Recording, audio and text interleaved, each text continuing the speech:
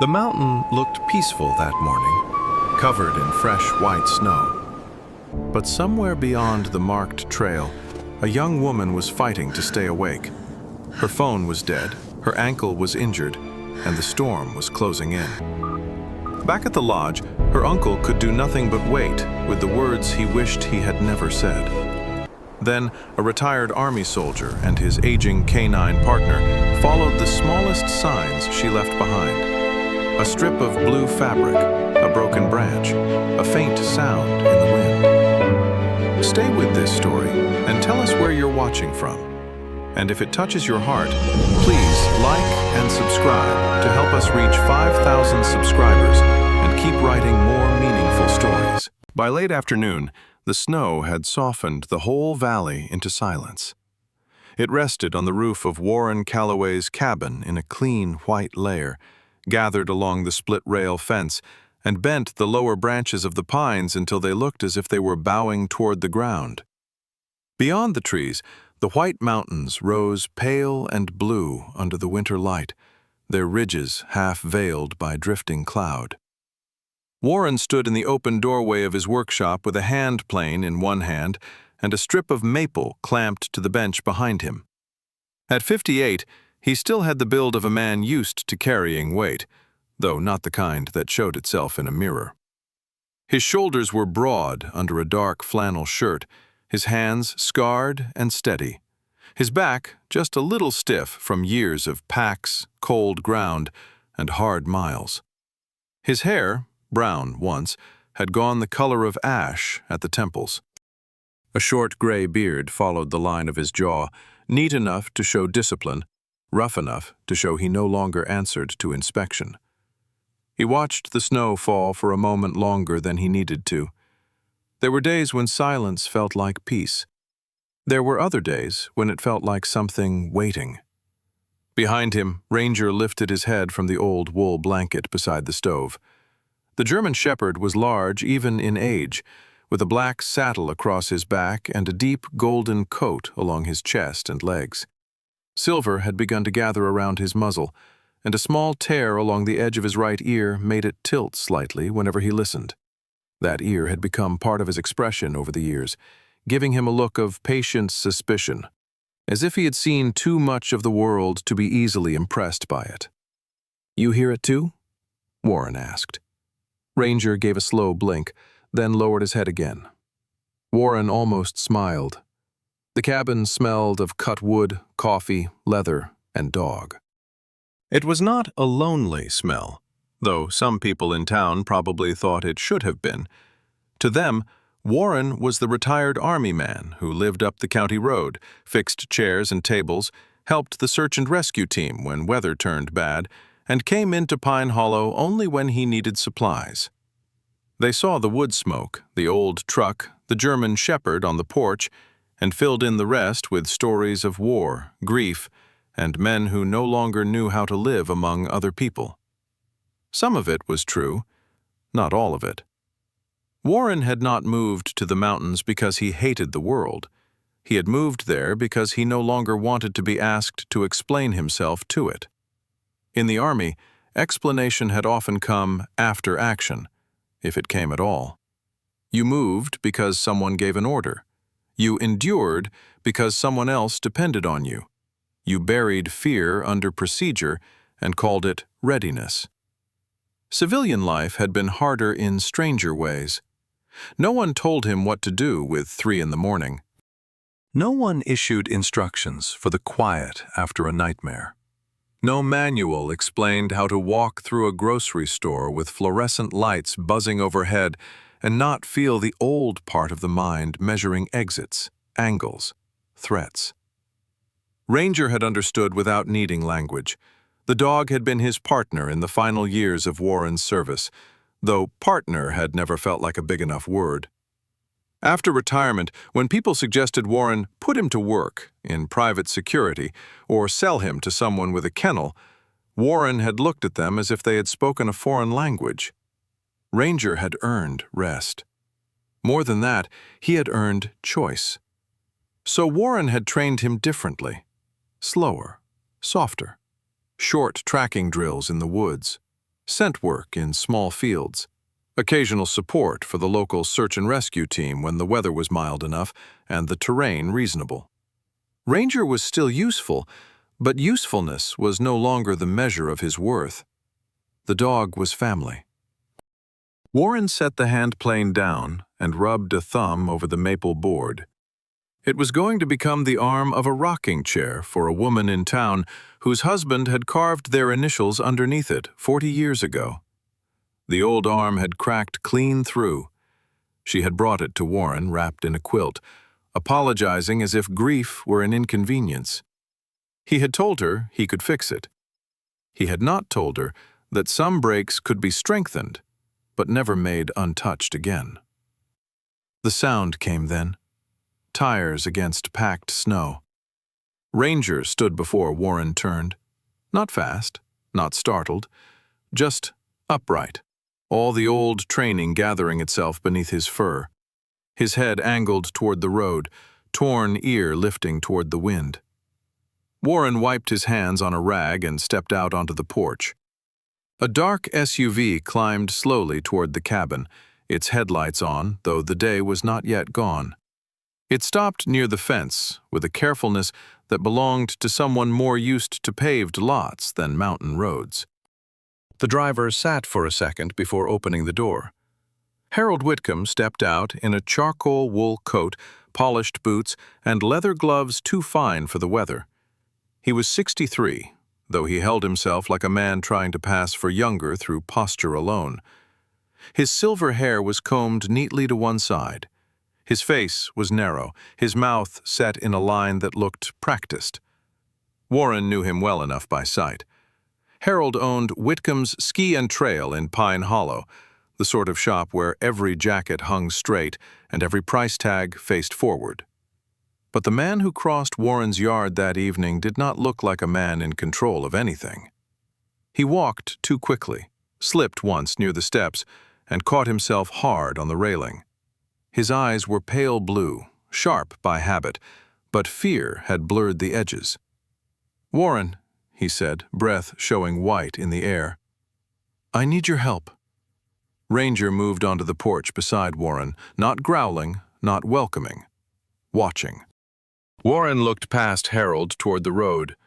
No patrol car, no rescue truck, no flashing lights. "What happened?" Harold swallowed. That small movement changed his whole face. "My niece," he said. "Evelyn. Evelyn Mercer. She went up to Pine Hollow Ridge this morning. She hasn't come back." Warren did not move for a moment. Snow clicked softly against the porch roof. "How old is she?" 27. "Experienced?" Yes, she can ski. She's been skiing since she was little." Harold's voice tightened, as if every answer had to be defended before it was understood. "She knows the resort. She knows better than to do something reckless." That last sentence came out too quickly. Warren heard the crack beneath it. "Have you called Ski Patrol?" "They're checking the main routes. The sheriff's office has been notified." Harold pulled one glove off and dragged a hand over his mouth. His fingers were shaking. "But it's getting late, and the storm warning changed. They say wind will come in before nightfall. I thought—" He looked at Ranger. A lot of people looked at Ranger that way when they were afraid, as if the dog carried a miracle somewhere under his coat. Warren's voice stayed quiet. "Ranger isn't a rescue machine." "I know that." "No," Warren said. "You don't." Harold flinched, more from the calmness than the words. Ranger's torn ear twitched. Warren stepped aside and opened the cabin door. "Come in before you freeze." Harold hesitated, then entered. The warmth of the cabin seemed to make his fear worse. Outside, a man could keep moving. Inside, with the stove ticking and Ranger's nails clicking softly across the floor, there was nothing for him to do except stand inside the truth of why he had come. Warren took 2 mugs from a shelf and poured coffee from the pot on the stove. He did not ask Harold if he wanted any. Men in shock often said no to things they needed. Harold accepted the mug with both hands. For a moment, neither man spoke. The cabin walls held simple things: tools, shelves of old field guides, a framed map of the White Mountains with rescue zones marked in pencil. A faded photograph of Ranger as a younger dog standing beside Warren in desert light. There were no medals displayed, no flags folded in shadow boxes, no shrine to the man Warren had been. Harold noticed that. Warren could tell by the way his gaze moved and found nowhere obvious to land. "You said she went up this morning," Warren said. "Was she alone?" "Yes." "Planned trip or sudden?" Harold's jaw tightened. "She had planned to ski today, but after what happened last night, I don't know what she was thinking." "What happened last night?" The question hung there longer than Harold liked. He set the mug down, untouched. "We argued." Warren waited. Harold looked toward the window, where snow gathered in the corners of the glass. "She's in graduate school. Biomedical engineering, though lately she keeps talking about shifting her focus. Rehabilitation work, veterans, mobility therapy, things like that." He exhaled sharply. "Important work, I'm sure. But she has opportunities most people would give anything for. Research positions, fellowships, stability. She doesn't understand what it took to get her there." Warren said nothing. The old habit of silence was useful. People often filled it with what they had not meant to say. "I told her she was throwing away her future," Harold continued. "I told her she was letting emotion make decisions for her." His mouth tightened again, but this time against something like shame.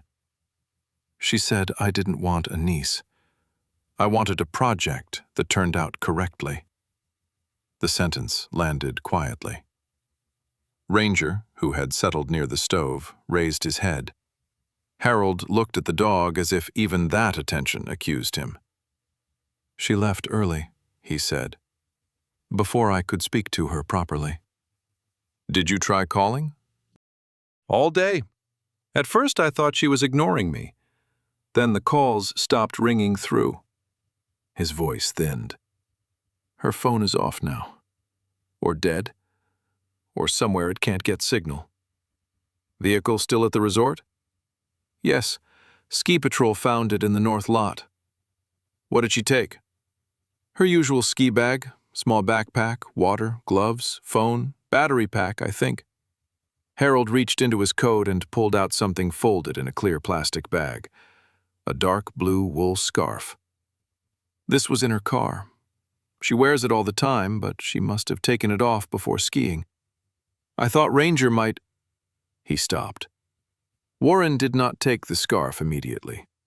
For one quiet second, Harold Whitcomb did not look like a controlling man, or a stern man, or a man used to owning the final word.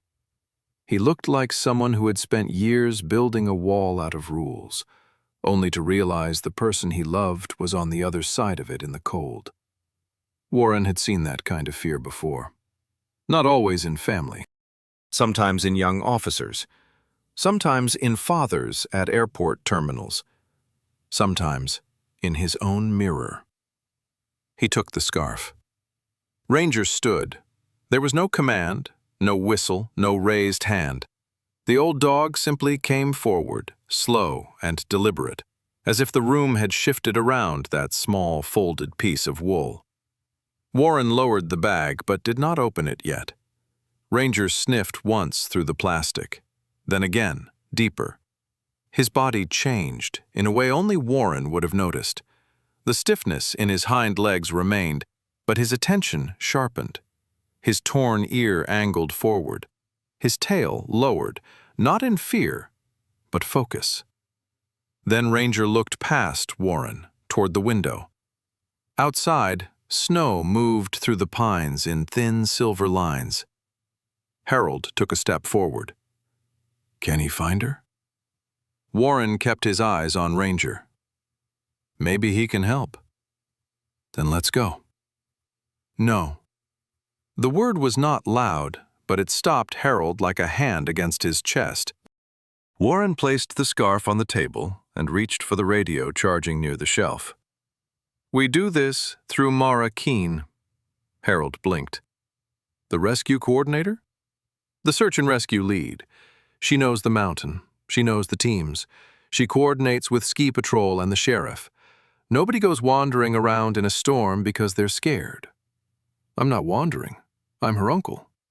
That doesn't make the weather care. Harold's face hardened by instinct.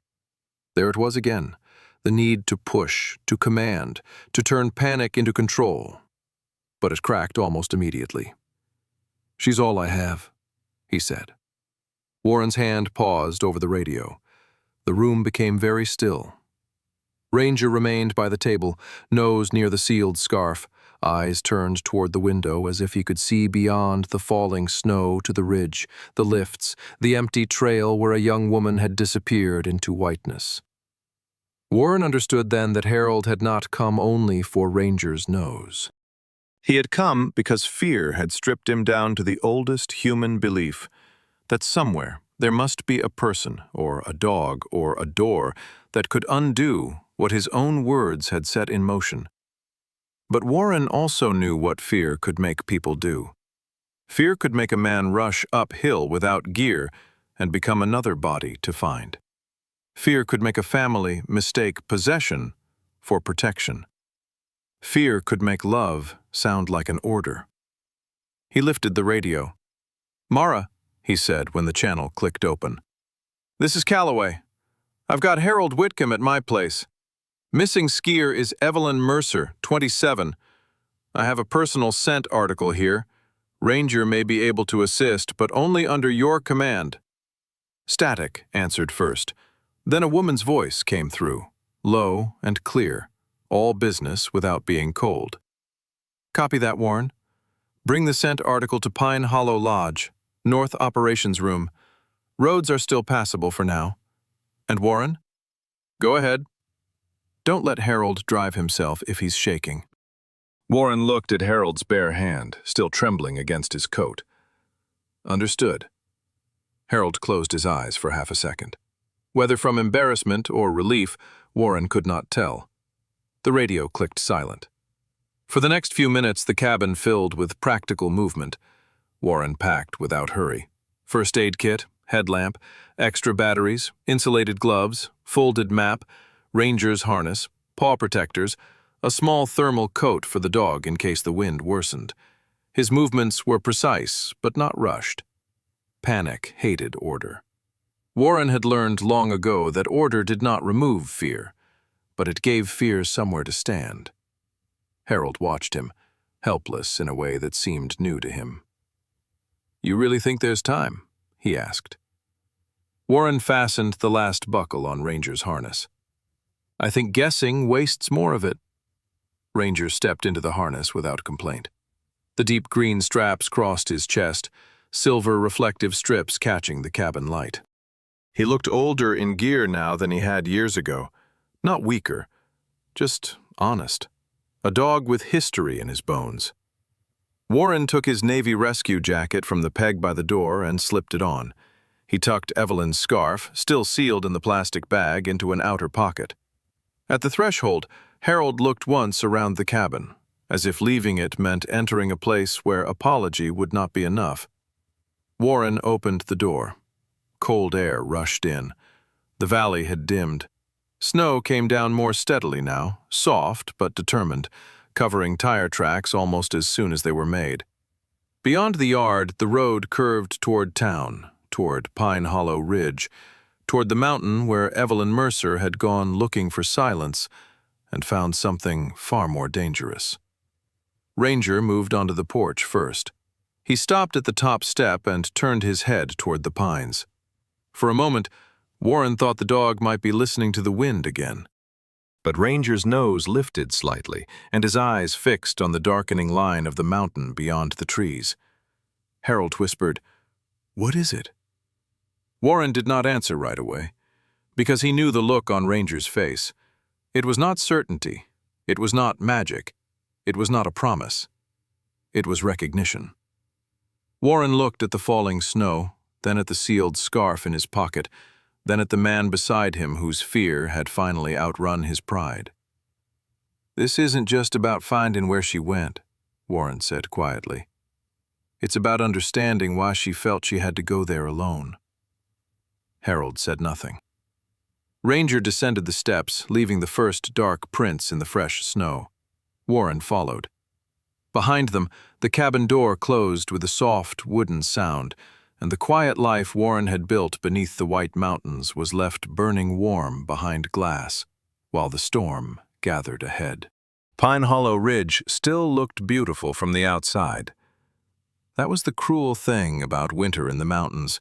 Danger did not always announce itself with darkness or screaming wind. Sometimes it arrived under a blue-gray sky, with clean snow on the rooftops, warm light glowing behind lodge windows, and families carrying skis to their cars with tired smiles on their faces. Warren parked near the north entrance of the lodge, where a row of orange cones had been set up to keep the public away from the operations doors. A ski patrol snowmobile idled nearby. Its engine gave off a low, mechanical growl that cut through the muffled quiet of the evening. Harold sat in the passenger seat for a few seconds after the truck stopped. He had not spoken much on the drive down from Warren's cabin. Twice he had started to say something, then stopped. Once, when Warren took a slower route around an icy bend, Harold's hand had gripped the dashboard as if control could be recovered through pressure alone. Now he looked toward the lodge, where silhouettes moved behind frosted glass. "They'll know what they're doing?" Harold asked. Warren turned off the engine. "They will if nobody gets in their way." Harold's mouth tightened, but he did not answer. Ranger stood in the back seat, harness already on, his torn right ear angled toward the activity outside. The old German shepherd did not whine or paw at the door. He waited. That patience, more than eagerness, had always been his strength. Warren clipped the leash to Ranger's harness before opening the truck door. "Slow," he murmured.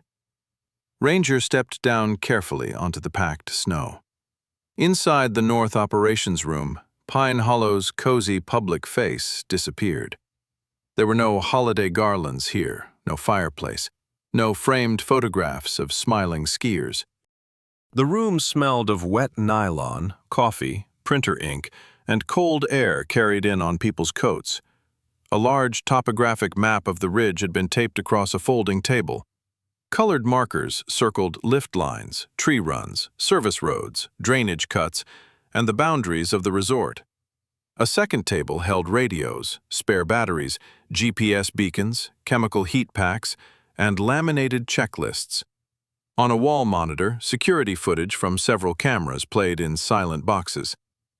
Mara Keene stood at the center of it all, not raising her voice and not needing to. She was shorter than Warren by several inches, with dark hair tied back at the nape of her neck and a rescue jacket the color of burned orange. Snow had melted into the fabric at her shoulders. Her face had the composed hardness of someone who had learned to care deeply without letting panic touch her hands. She looked up as Warren entered with Ranger. "Calloway," she said. "Good. Put the scent article on the clean table. Bag stays sealed until I tell you." Warren nodded.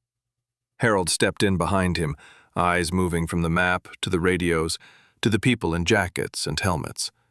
It was the expression of a man used to being listened to, who had just entered a room where his fear did not outrank procedure. Mara noticed him at once. "Mr. Whitcomb," she said. "I'm Mara Keene. I'm coordinating the search with Ski Patrol in the sheriff's office. You'll stay in this room unless I tell you otherwise. You'll answer questions clearly. If you don't know something, say you don't know. Guessing wastes time." Harold drew himself up a little. "I understand." "Good. Then we'll start there." A deputy from the sheriff's office, broad-faced and red-eared from the cold, stood by the door taking notes. Two ski patrollers were bent over a trail map, marking which runs had already been swept. A young volunteer in a green SAR vest charged radios beside a coffee machine that had been working too hard for too many hours. Mara pointed to a chair. Harold did not sit. Warren did not tell him to. Some men needed to discover their own helplessness standing up. "Full name?" Mara said. "Evelyn Grace Mercer." "Age?" 27. "Height, build, identifying features?" Harold answered quickly. 5'6", slim, brown hair, hazel eyes. She has a small scar behind her left ear. Usually ties her hair back when she skis. "What was she wearing?" "A light blue and white ski jacket, gray ski pants, ivory hat, navy gloves." His voice faltered. "Black framed goggles. Small gray backpack with reflective tape." "Equipment?"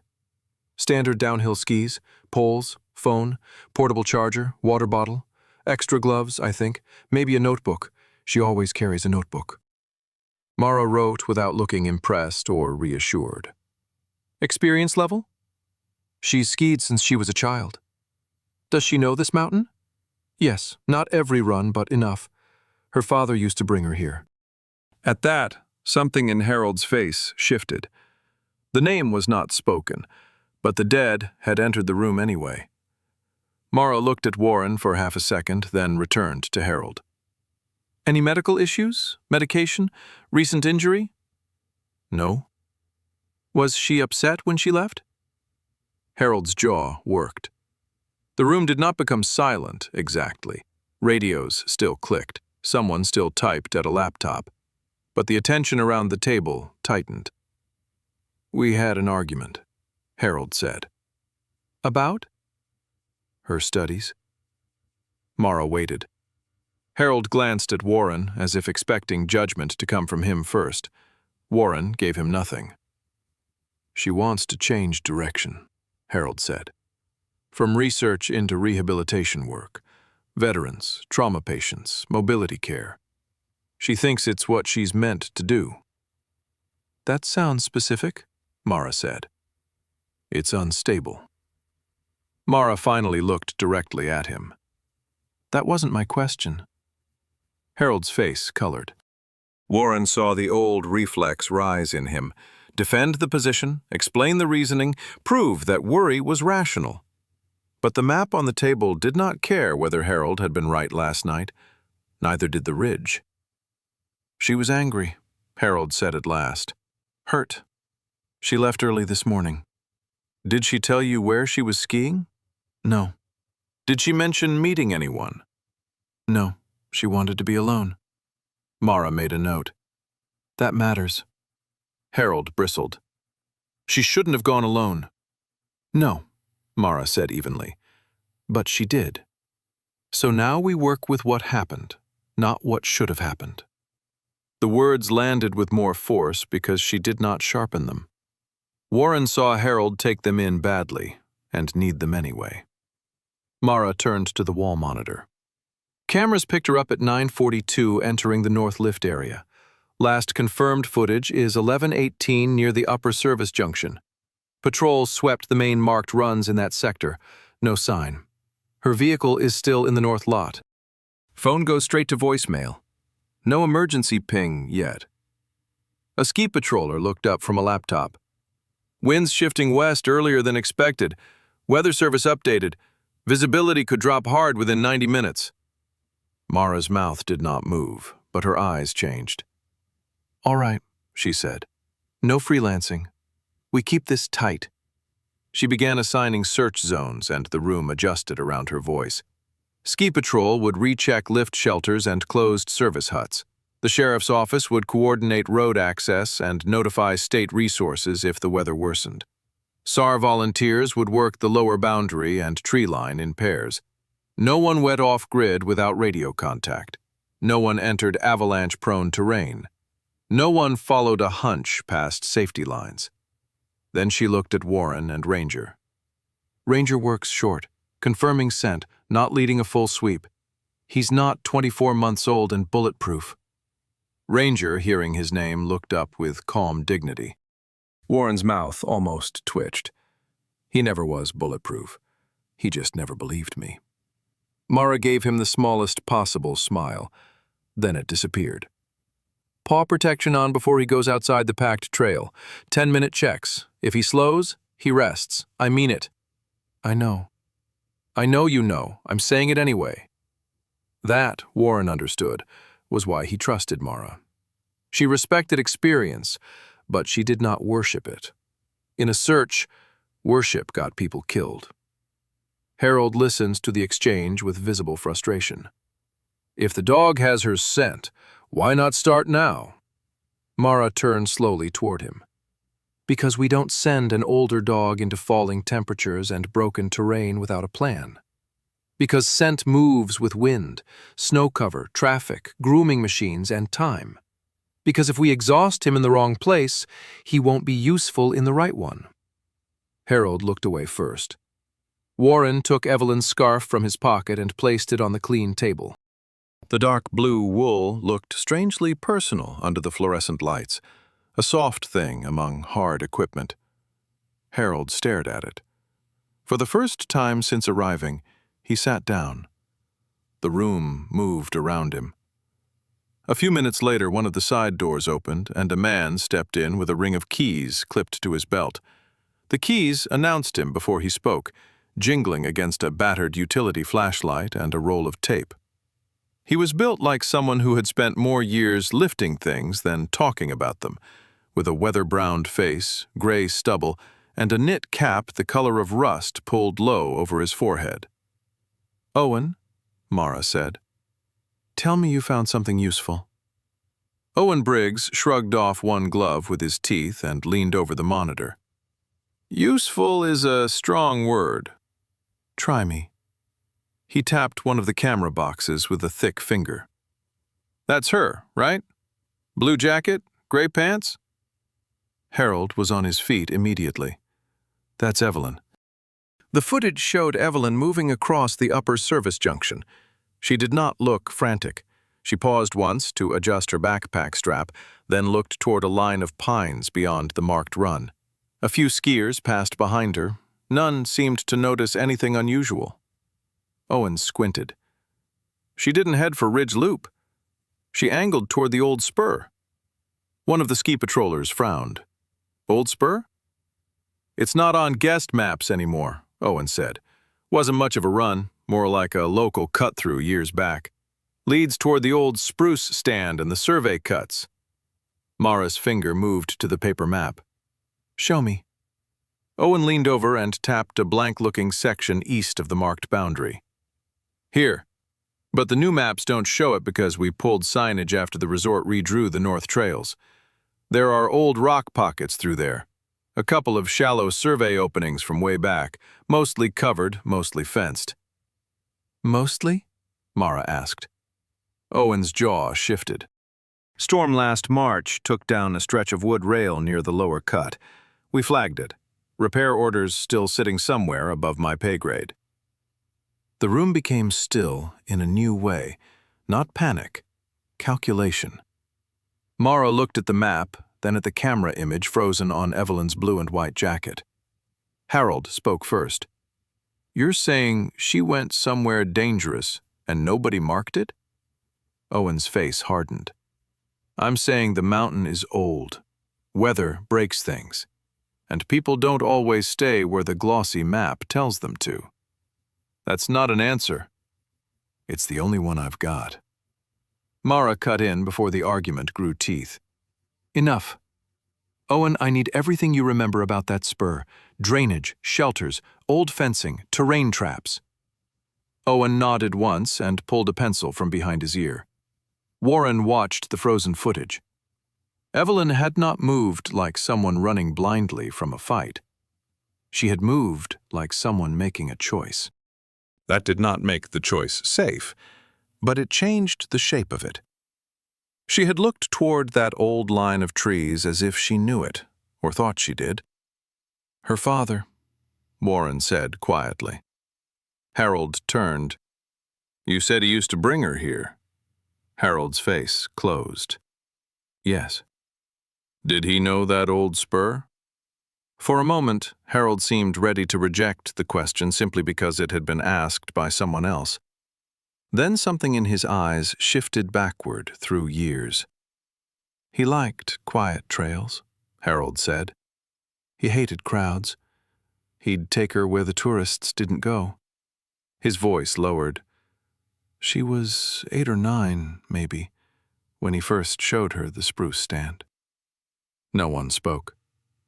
Outside the operations room, somewhere in the public part of the lodge, a child laughed near the vending machines. The sound passed quickly and vanished, leaving the adults inside with the map, the weather, and the awful intimacy of memory. Warren looked at the scarf on the table. Now Evelyn's route was not just a mistake on a mountain. It was a return to a place someone loved had once made safe. That made it more dangerous, not less, because memory could preserve a trail long after the trail itself had changed. Mara capped her marker. We shift priority to the old spur and the spruce stand boundary. Patrol teams stay on marked access. SAR works the edge. Warren, you and Ranger will check the scent from the junction to the start of that spur. No deeper until we know what we're dealing with. Warren nodded. Harold stepped forward. I'm going. No, Mara said. He stared at her. She is my niece, and that does not make you trained. I know that mountain. Owen gave a humorless breath. Not that part. Not in this weather. Harold ignored him. I can help identify where she might have gone. You can help from here, Mara said. You'll stay on comms. You'll answer questions. You'll look at maps. You will not become another person we have to locate. Harold's voice rose. You expect me to sit in this room while she's out there? Mara stepped closer, not aggressively, but with the full weight of command. Yes, that is exactly what I expect.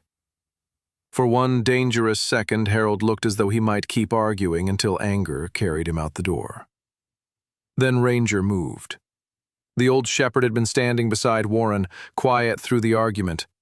Now he crossed the room with unhurried steps and stopped near Harold's chair. He did not nudge him. He did not perform comfort. He simply stood close enough that Harold had to look down. Ranger's muzzle was silvered, his eyes dark and steady. There was no accusation in them. That almost made it worse. Harold's anger went out of him unevenly, like air leaving a damaged tire. He sat. Warren looked away, giving him the mercy of not being watched while he lost. Mara let the silence settle for one breath, then resumed work. Move. Within minutes, Warren was outside with Ranger at the upper service junction, reached by patrol transport before the weather closed in. The sky had shifted from clear winter blue to a hard metallic gray. The public runs below still carried the last skiers moving toward the lifts, bright jackets against white slopes, unaware of the narrow urgency unfolding beyond the boundary signs. Warren knelt in the snow and opened the sealed bag only after Mara gave the word over radio. Ranger lowered his nose to Evelyn's scarf. The dog inhaled once, then again, slower. Warren watched his body, not his face. People believed dogs gave answers with dramatic gestures. Warren knew better. The truth lived in smaller things, a shift in weight, a change in breathing, the tail dropping by 2 inches, the old muscles gathering under the coat. Ranger turned toward the line of pines, not fast, not pulling, just certain enough to begin. Good, Warren murmured. They moved along the edge of the marked trail, Warren careful to keep Ranger close. The snow here had been crossed by skis, boots, grooming equipment, and wind. Scent would be messy, broken, dragged across the surface and buried under fresh powder. Ranger worked in short arcs, nose low, then lifting toward the air when ground scent failed. At the edge of the old spur, he stopped. The entrance was barely an entrance now, just a narrow dip between pines, half hidden by wind-blown snow and a sagging rope with a weathered warning tag crusted in ice. Beyond it, the forest looked still and pale, the kind of stillness that invited people in because it did not show its teeth. A ski track angled toward it, faint, partly filled. Warren crouched and brushed loose snow away with his glove. The track was not fresh enough to be certain, but the direction matched the camera. A few feet beyond it, a small branch on a young fir had been snapped downward, not torn by wind, bent by a hand. Warren felt a quiet pressure in his chest. He keyed his radio. "Mara, this is Calloway. We have a likely track entering the old spur. Possible deliberate branch mark just inside the tree line." Mara answered immediately. "Copy. Do not proceed deep. Mark location. Patrol Team Bravo is moving to support. Weather update just worsened. Wind will hit early." Ranger took 2 more steps, then stopped again. His nose worked. His torn ear lifted. For a moment, the old dog seemed to hold the entire forest in his attention. Then the wind came through the trees and erased whatever he had found. Snow lifted in a white sheet across the ground. Ranger looked back at Warren. There was no frustration in him, only the question every good partner asks without words. How far do we go? Warren stood, looking into the dimming path. Behind him lay the lodge, maps, radios, procedure, Harold's sphere contained behind glass. Ahead lay a half-forgotten spur, a young woman's choice, and a storm arriving before its time. He placed a marker flag beside the broken branch. "Not alone," he said softly. Whether to Ranger, to Evelyn somewhere beyond the trees, or to himself, he did not know. From the radio came Mara's voice again, sharper now. "All teams be advised. Weather Service confirms rapid deterioration. Whiteout conditions possible before nightfall. Tighten search zones. Nobody goes beyond assigned line without command approval." Warren looked once more at the old spur disappearing into the pines. Ranger stood beside him, snow gathering on his black back, waiting. At the lodge below, Harold Whitcomb would be told he could not come.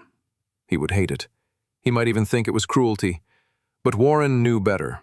Sometimes the first act of love was not running after someone. Sometimes it was staying where you were told, so others could bring them home. At first, Evelyn Mercer believed she had made the right choice. Not the safe choice, not the choice her uncle would have approved of, but the choice that let her breathe.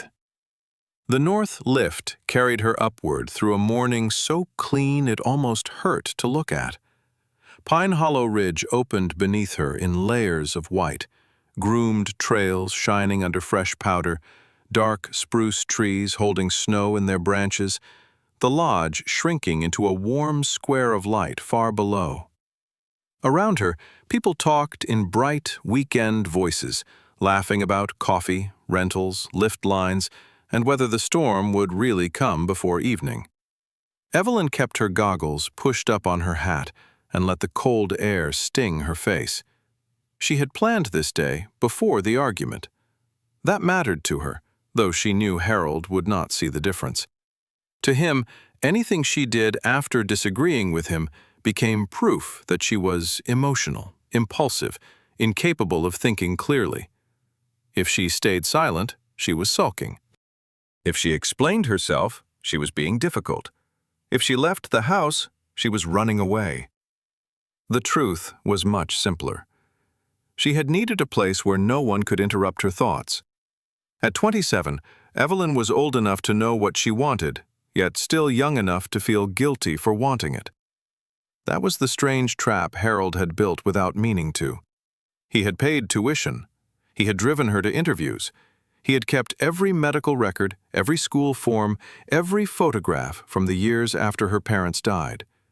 He had shown up. She would never deny that. But somewhere along the way, showing up had become deciding. Her uncle loved in schedules, warnings, and locked doors. He called it responsibility. She had once called it care.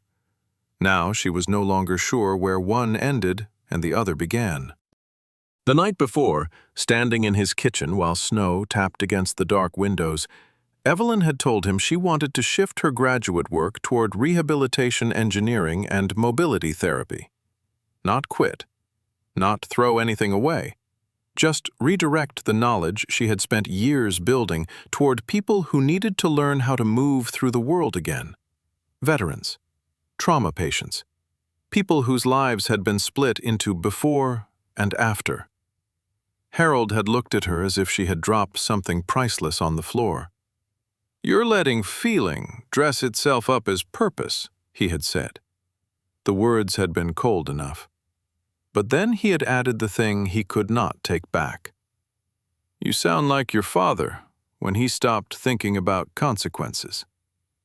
Evelyn had not shouted. That seemed to disappoint him somehow, as if he had prepared for anger and did not know what to do with hurt. She had gone upstairs, packed her ski bag, and left before dawn. Now, at the top of the ridge, she buckled her helmet strap, pulled her goggles down, and pushed off. For the first hour, the mountain did what mountains sometimes did for people who carried too much inside them. It gave her something immediate: edges, balance, breath, weight shifting from one ski to the other, cold burning her lungs, the clean hiss of motion. No arguments, no academic advisor, no uncle reminding her that safety and obedience were not the same thing, while acting as if they were. She stayed on marked trails at first. Then, near the upper service junction, she stopped. Beyond the groomed run, half hidden between two spruce trees, she saw the old opening. It was narrower than she remembered. There had once been a small wooden post there, she thought. Maybe a sign. Maybe not. Childhood made places larger, brighter, safer than they had ever been. But the line of trees was the same. The slope beyond them curled gently out of sight, disappearing toward the old spruce stand her father had loved, because tourists rarely went there. For a moment, Evelyn was 8 again, standing in front of him with her mittens too large for her hands. "Quiet trails don't mean empty trails," her father had told her. "You always leave the mountain a way to answer you." She had not understood then. She understood a little better now. Evelyn looked back toward the marked run. A group of skiers passed below, bright jackets flashing red and yellow. She could hear their laughter, thin and distant. She told herself she would only go a short way, just far enough to see the spruce stand, just far enough to remember him without Harold's version of him crowding the memory. The snow changed almost immediately after she crossed the old boundary. It was softer here, less packed, brushed over by wind. Her skis sank deeper. The trees stood closer together, and the sound of the public run faded behind her until the mountain seemed to close its hand. Evelyn slowed.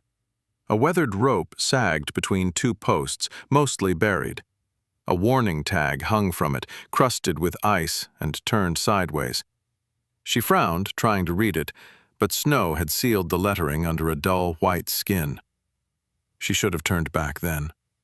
Later, that thought would come to her more than once, not as guilt exactly, but as a hard, clear fact.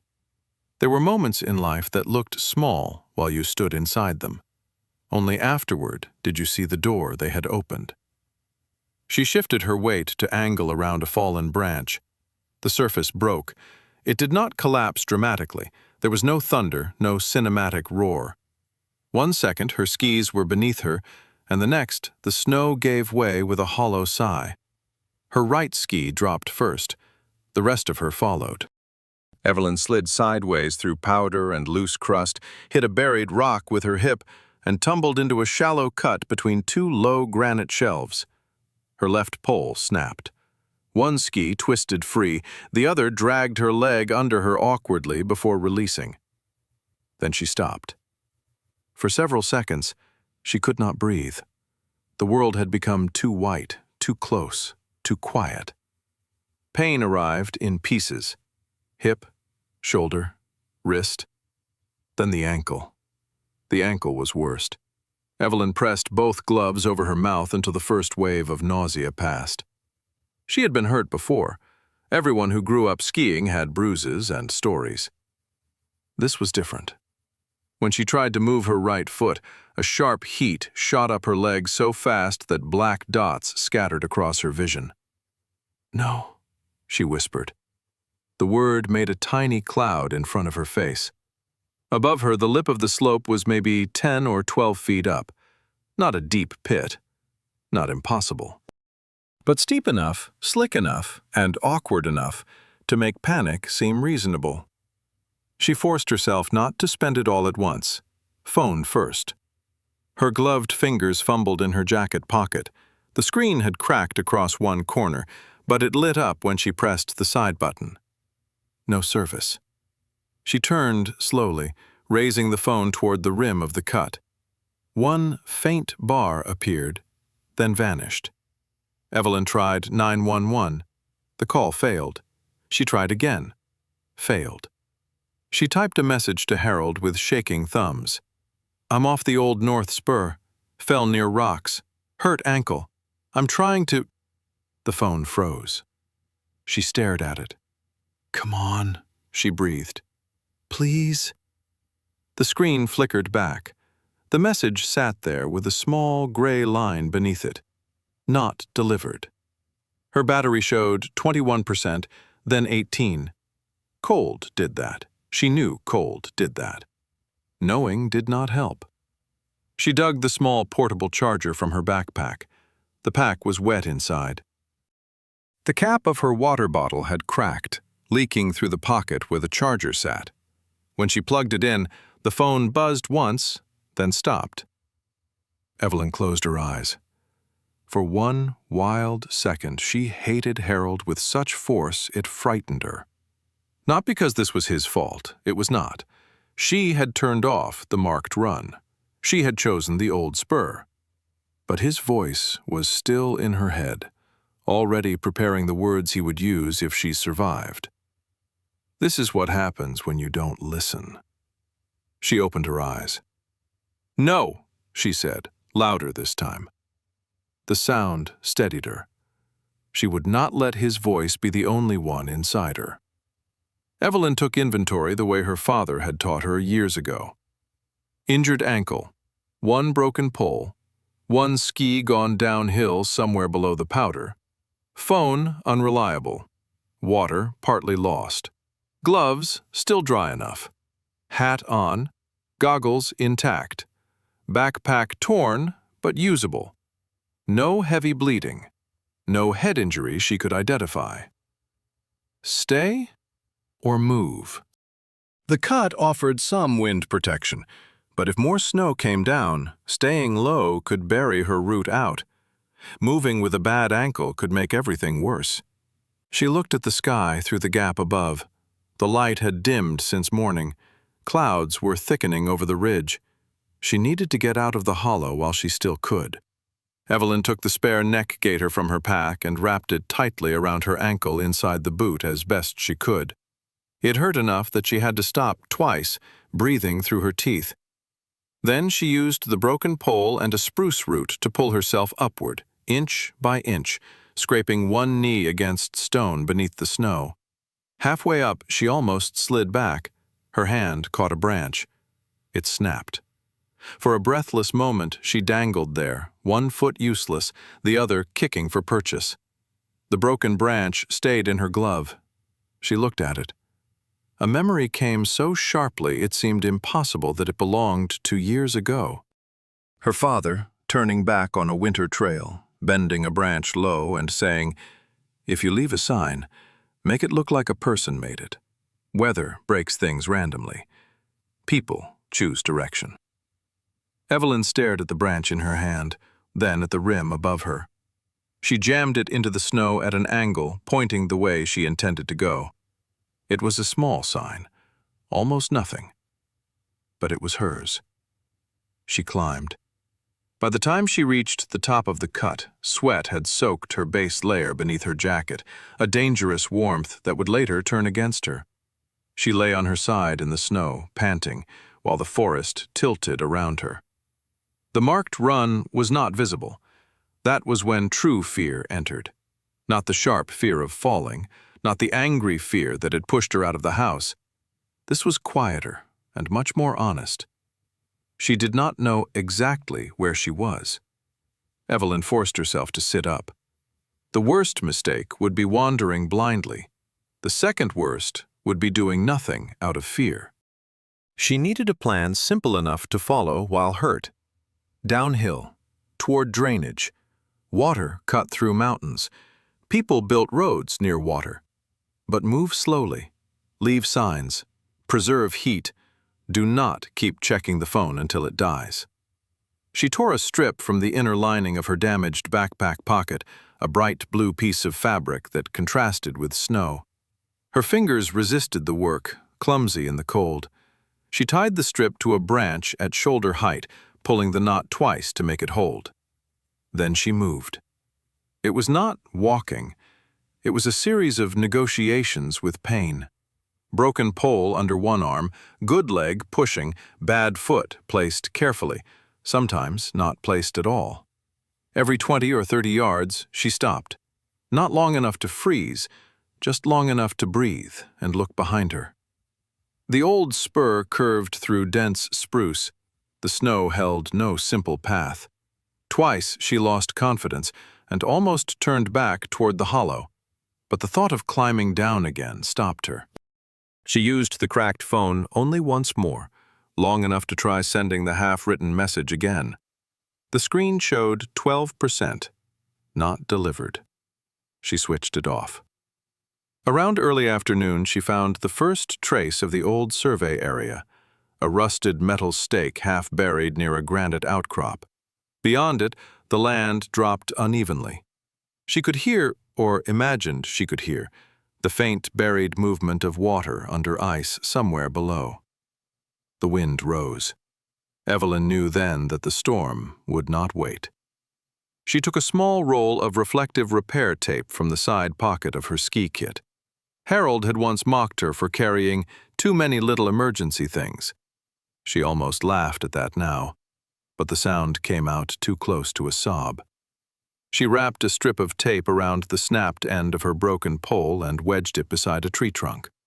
Then she tied another strip of blue fabric higher on a branch. By the time she reached a cluster of rocks near the lower cut, her ankle had swollen so badly she could feel the pressure inside the boot. Her fingers tingled. The cold was no longer clean and invigorating. It had become intimate, pressing through seams, sliding under cuffs, touching skin beneath layers. She found a shallow pocket beneath an overhanging rock, not quite a cave, not quite shelter. It blocked some of the wind. Nearby, an old rusted piece of metal protruded from the stone, part of a forgotten survey marker or fencing anchor. Evelyn sat down hard and swallowed a cry. She drank 2 careful mouthfuls from what remained in her bottle. Then she looked at the bottle. Metal, dentable, loud if struck. Her father's voice came again, gentler this time. Make the mountain answer. Evelyn tied the bottle by its strap to the rusted metal anchor so the wind might swing it against the rock. At first, it did nothing. Then a gust came through the trees, lifted the bottle slightly, and knocked it against stone. Tink! The sound was small, tiny, almost foolish, but in that vast, white silence, it meant she was still part of the world. Evelyn leaned her head back against the rock and laughed once, breathless and shaking. Not because anything was funny, because the sound had worked, because she had made something outside her own body speak for her. Far upslope, hours later, Warren Calloway found the first blue strip. He did not find it by miracle. Moose, the young Labrador working with Tessa Grant along the safer outer line, had shown interest in a cluster of spruce but lost the direction when the wind shifted. Tessa, 34 and quick-footed, with a teal SAR jacket and a mustard-colored treat pouch at her hip, called it in without exaggerating. She had the calm energy of someone still young enough to move fast, but trained enough not to confuse speed with wisdom. Mara adjusted the search grid. Warren and Ranger came in from the marked edge, slower than the younger team, more deliberate. Ranger's nose worked close to the snow, then lifted. He did not pull. He did not perform. He paused at places where Evelyn had stopped long enough to leave more of herself in the air and on the branches. The blue fabric hung from a spruce limb at eye level, stiff with frost. A volunteer behind Warren said, "Could be trash." Warren did not answer immediately. He stepped closer and studied the knot. It was not tangled. It was tied. "Not trash," he said. He touched nothing, only leaned close enough to see where the fabric had been torn. Fresh fibers. No weathering, no dirt. His radio clicked. "Mara, this is Calloway. We have a deliberate marker. Blue fabric, tied high.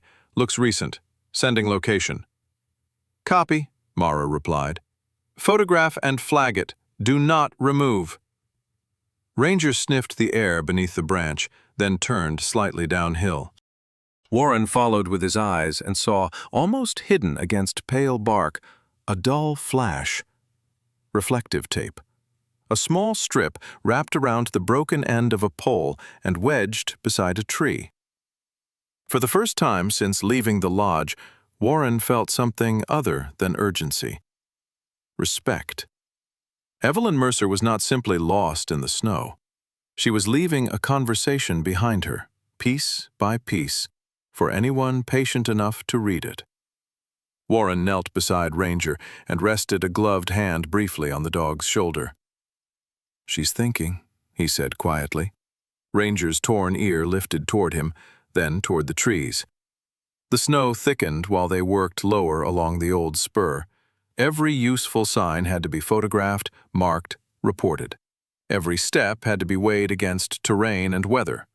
Moose ranged wider with Tessa until Mara called them back from a drainage pocket that looked unstable.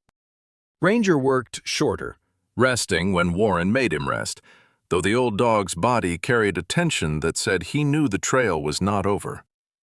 They found 2 more branch breaks, 1 strip of tape, a partial slide mark where Evelyn might have gone to one knee.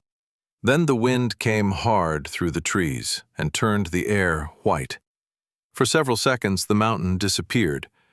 Warren planted his poles and lowered his head against the gust. Snow struck his goggles in sharp grains. Behind him, the volunteer swore softly. Ranger stood close to Warren's leg, steady but alert. When the gust passed, the forest had changed. Tracks softened. Edges blurred. The shallow signs that had seemed so clear a minute ago began to vanish under new snow. Ranger moved forward 3 steps, stopped, then circled. Once. Twice. His nose dropped, then lifted. The scent was breaking apart. Warren could feel the decision forming before Mara's voice came through. "All teams, visibility is dropping. Hold positions and report. Nobody pushes farther without confirmation." Warren looked downhill. Somewhere beyond the white, Evelyn had made a trail out of scraps, knots, broken branches, and stubbornness. But the storm was now trying to take it from them. Ranger suddenly lowered himself into the snow. Not from exhaustion. Not entirely. He lay with his chest to the ground, head raised, ears forward, body still as a carved thing. Warren knew that posture. The dog was listening. Not for command, not for praise, for the mountain. The volunteer whispered, "What's he doing?" Warren raised one hand. Silence. Wind moved through spruce needles. Snow hissed against jacket sleeves. A loose branch creaked somewhere overhead. Nothing else.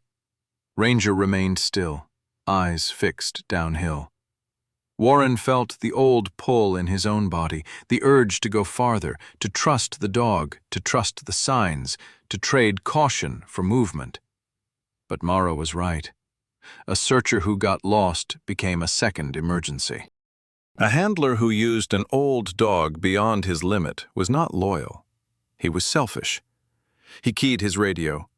"Mara, Ranger has interest downhill from the 3rd marker, but scent is broken. Requesting grid adjustment and support before moving." There was a pause, full of static. Then Mara answered, "Copy. Hold there. Tessa and Moose will reposition to your west. Patrol Bravo is coming up from the service road. Mark your last confirmed sign." Warren exhaled slowly. Ranger did not move. Snow gathered along the black fur of his back and the silver around his muzzle. His body was older than the mission asked it to be, but his attention remained fierce. Not because he was a machine, not because he understood human grief in words, but because somewhere ahead there was a living person who had refused to disappear. Warren crouched beside him. "I know," he said softly. Ranger's eyes stayed on the storm. Warren looked past him into the whitening trees and thought of Harold in the command room, thinking his niece had gone into the woods because she was reckless. He thought of the blue strip tied high enough for a rescuer to see, the reflective tape, the broken branches placed with purpose, the small, practical intelligence of someone hurt and frightened who still knew how to leave a way back to herself. No, Warren thought. Evelyn Mercer was not proving she was weak. She was proving with every marker the snow tried to bury that she had been fighting to be found long before anyone believed she could. Harold Whitcomb had never understood how loud waiting could be. At Pine Hollow Ridge, the command room had changed since Warren first brought him there. What had earlier felt organized now felt to Harold like controlled delay. Radios clicked, boots crossed the floor, a printer coughed out updated weather sheets. People spoke in short phrases, nodded, marked lines on maps, and moved with the kind of purpose that should have comforted him. It did not. To Harold, every calm voice sounded too slow. He stood near the long folding table where the ridge map had been taped down, his arms crossed so tightly his shoulders ached. Colored marker lines divided the mountain into search zones. Small flags marked last confirmed signs. The blue fabric, the reflective tape, the broken branches. Each one was proof that Evelyn had been alive and thinking after she left the marked run. Each one also accused him in a way no person in the room had. She had been out there, hurt, cold, and alone, still making decisions. And he had spent the morning telling himself she could not be trusted to make any. "How long since the last marker?" he asked. Mara Keene did not look up from the radio log. 17 minutes since Warren reported it. 14 since Tessa repositioned west. And nothing since? Nothing confirmed. That doesn't mean nothing happened. No, Mara said. It means nothing confirmed. Her voice was level, but Harold heard the wall in it. He had been encountering that wall all evening. It was not cruelty. It was procedure. That made it harder to argue with and somehow more unbearable. He turned toward the monitor as if the frozen security footage might change if he stared hard enough. Evelyn in her pale blue ski jacket, pausing near the upper service junction. A small figure in a large landscape. Alive, upright, within reach of cameras and lifts and people. Then gone. Harold pressed his thumb against the metal band of his watch and slid it back and forth over his wrist. Mara noticed. "Mr. Whitcomb," she said, "sit down." "I'm fine." "You're not useful standing over the map like that." His head snapped toward her. "Useful?" "Yes." She finally looked at him. Snow had melted into her dark hair, and there were red marks across her cheek where her goggles had pressed into her skin.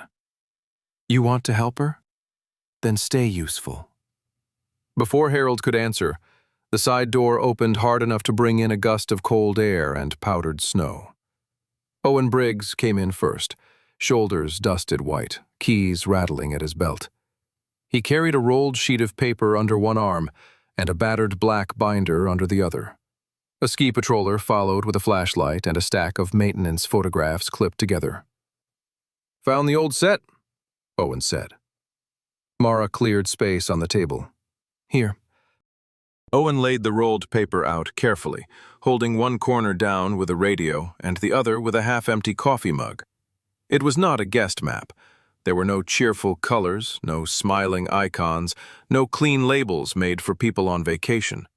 This map was gray, brown, and practical, marked with service paths, drainage lines, equipment access, old fencing, and terrain notes written in different hands over different years. Owen tapped a thick finger near the northeast boundary. This is the spur she entered. Old locals called it Miller's Cut.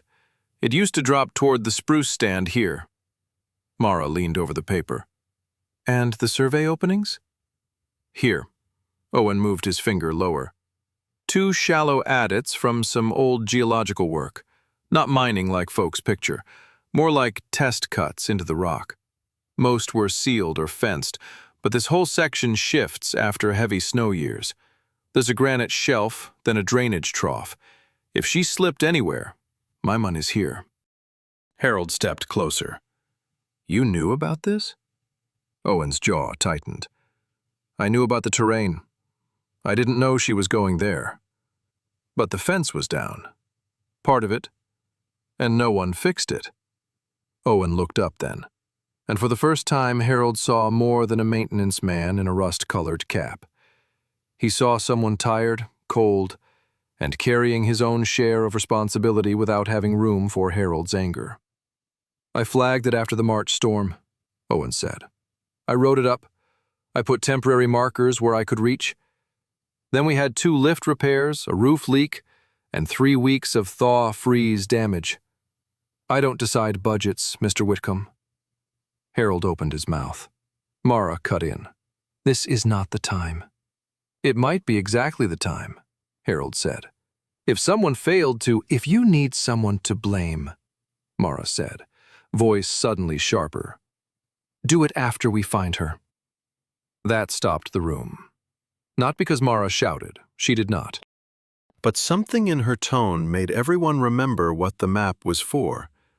Harold looked down. The old paper blurred in front of him. Miller's Cut. Spruce stand. Drainage trough. Survey opening. Words that meant nothing to tourists, and everything to a search team racing weather. To Evelyn, it had probably meant something else entirely. A memory. A place her father had made, gentle. Mara began drawing new lines. We narrow priority around the lower spur, the drainage trough, and the rock shelf. Tessa keeps Moose on the west approach. Patrol Bravo works up from the service road. Warren and Ranger come back in for equipment, then hold as secondary scent support. A radio cracked. Command, Callaway. We're returning to Lodge for battery swap and canine check. Ranger's slowing in the hind end. No injury observed, but I want to clear ice from paws before we move again. Mara picked up the mic. Copy. Come in north access. We'll reassess. Harold's head lifted at Warren's name. A few minutes later, the door opened again, and Warren came in with Ranger close at his side. The old dog looked different under lodge lights. On the mountain, snow had turned him into part of the storm, dark back and golden legs moving through white. Here, under fluorescent bulbs, his age showed more honestly. Snow clung in small frozen beads along his belly and between the straps of his harness. His muzzle looked grayer. One hind leg trembled faintly when he stopped. Warren saw it too. He did not speak. He led Ranger to the rubber mat near the wall, knelt, and began working snow and ice from between the dog's pads with careful fingers. Ranger stood still, trusting the hands. Harold watched from near the map.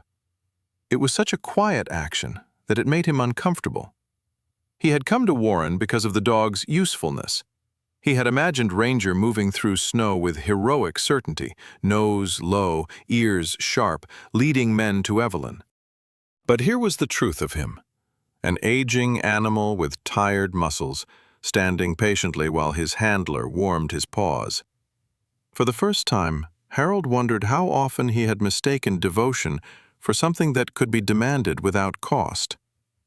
Tessa Grant entered behind Warren with Moose on a short lead. Moose shook snow from his yellow coat before Tessa caught his collar and gave a soft, amused warning. She was younger than most of the room, cheeks flushed from cold, her teal SAR jacket unzipped at the throat.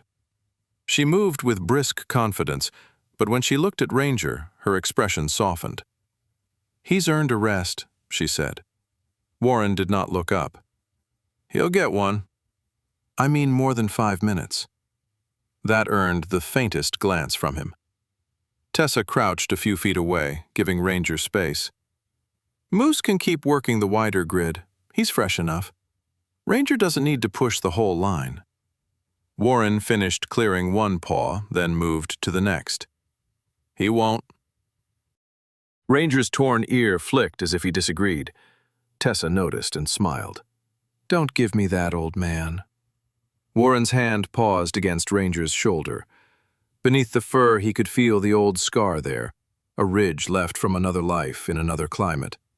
He rubbed it once, not for luck, not for memory exactly, but because Ranger always leaned into that touch when fatigue reached deeper than muscle. Ranger leaned now. Mara came over with the updated map. "Warren, I want Ranger off primary. Moose and Patrol will work the next stretch.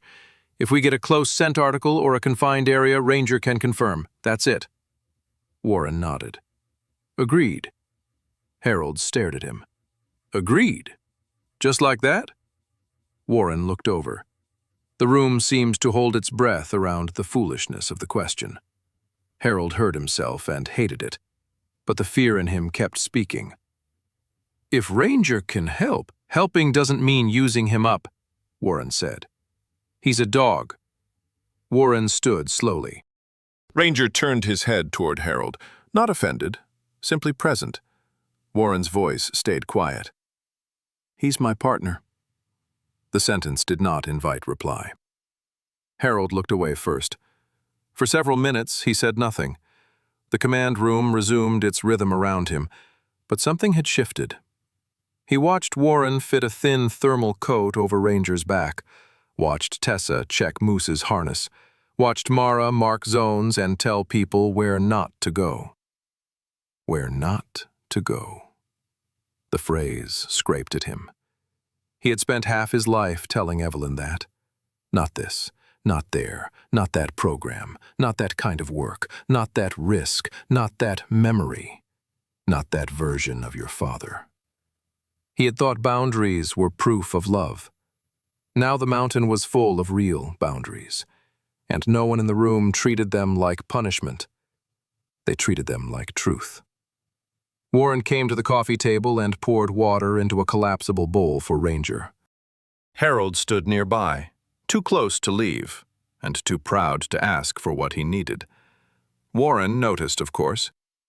"What did you say to her?" he asked. Harold's first instinct was irritation. "I told Mara already." "No," Warren said. "You told her the subject, not the wound." Harold's fingers found his watch band again. He looked toward the map, where Miller's cut had been circled in red. His voice came out lower than before. "I told her she was wasting what we gave her." Warren waited. "I told her people would kill for the opportunities she has, that she had no right to treat them like a passing mood." Harold swallowed. "She said it wasn't a mood.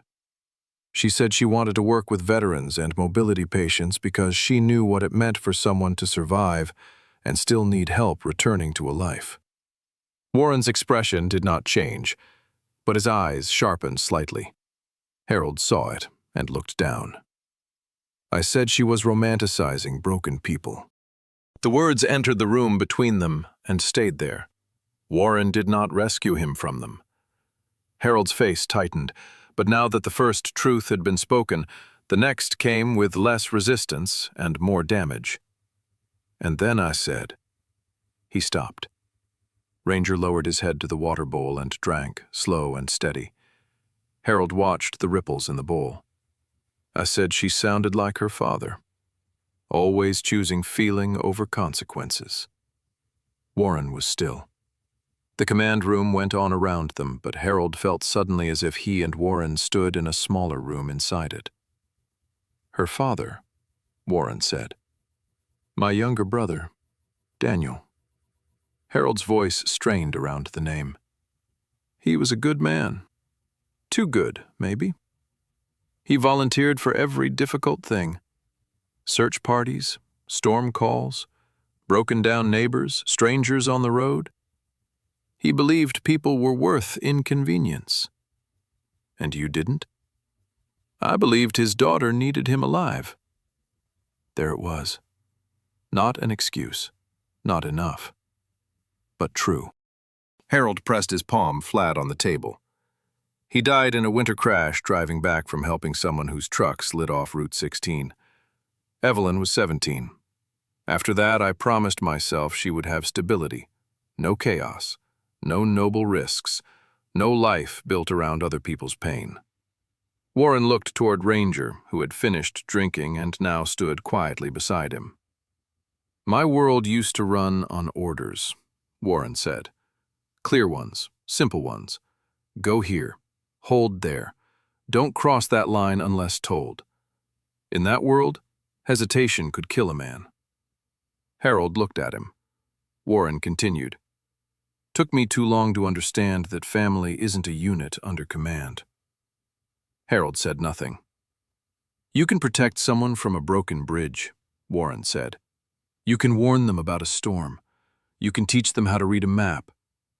But if every road they choose becomes something you forbid, they stop hearing love. They only hear a locked door." Harold's face changed slowly, not into agreement, but into pain. Warren did not soften it. "Maybe Evelyn didn't go up there because she wanted danger," he said. "Maybe she went because the mountain was the last place she remembered being trusted." That struck harder than Harold expected. He turned away from Warren, toward the window. Beyond the glass, snow swept across the lodge lights in fast silver streaks. Somewhere out there, his niece had crossed into a memory he had spent years trying to board shut. The radio cracked again. "Command, Patrol Bravo. Service road access is deteriorating. We can reach lower cut on sleds, but visibility's dropping fast." Mara answered. "Copy.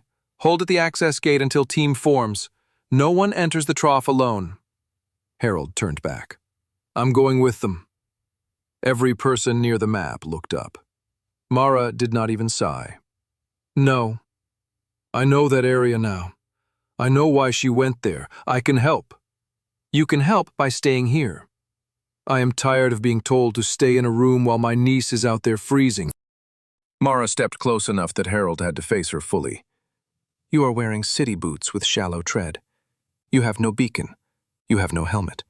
You have no whiteout training, no rope training, no radio discipline, and no cold weather medical kit. You do not know how to move on a hidden drainage line. You do not know how to self-arrest on ice. You do not know when your own fear is about to make a bad decision for the team." Harold's face flushed. Mara's voice lowered. "If you go out there and fall, I pull people off Evelyn to get you. That is not love. That is math." The words were brutal because they were clean. Harold looked at Warren as if hoping for contradiction. Warren gave him none. Instead, Warren picked up Ranger's leash and clipped it back to the harness. The old dog had rested only a short while, but his stance had steadied. Tessa stood nearby with Moose, ready to move. Mara had already drawn the next zone in red. "If you really want to help Evelyn," Warren said, "then do the one thing you haven't been able to do." Harold's mouth barely moved. "What?" "Stand still and trust that she has done some things right." Harold stared at him. Behind the glass, snow blurred the view of the mountain until the lights outside seemed suspended in white. For years, Harold had believed action proved love. Fixing, directing, preventing, correcting. But now every useful person in the room was useful because they knew their role and did not exceed it. His role was the one he hated most. Wait. Mara turned to the team. Warren, Ranger is secondary confirmation only. Tessa, Moose leads west approach. Owen, you're with me on terrain calls from the service gate until it's no longer safe. Patrol Bravo holds rope kit. We move tight. Owen folded the old map into a plastic sleeve and tucked it under his jacket. Moose gave a low, eager whine, and Tessa touched 2 fingers to his collar. Ranger stood beside Warren, snow gear on, eyes alert but body held in reserve. Harold stepped forward once more, not to argue. He took something from his coat pocket and held it out to Warren. It was a small photograph, softened at the corners. Evelyn, at perhaps 9 or 10, cheeks pink from cold, standing beside a younger man with the same warm eyes. They were on skis at the edge of a spruce stand. Behind them, partly visible, was a low granite shelf dusted with snow. "She used to keep this in her room," Harold said. "I found it in her car when Ski Patrol opened it. I don't know if it helps." Warren took the photograph carefully. It helped more than Harold knew, not as a map, as a reason. Warren looked at the image, then at Harold. "We'll bring it back," he said. Harold nodded once, but his face twisted before he could hide it.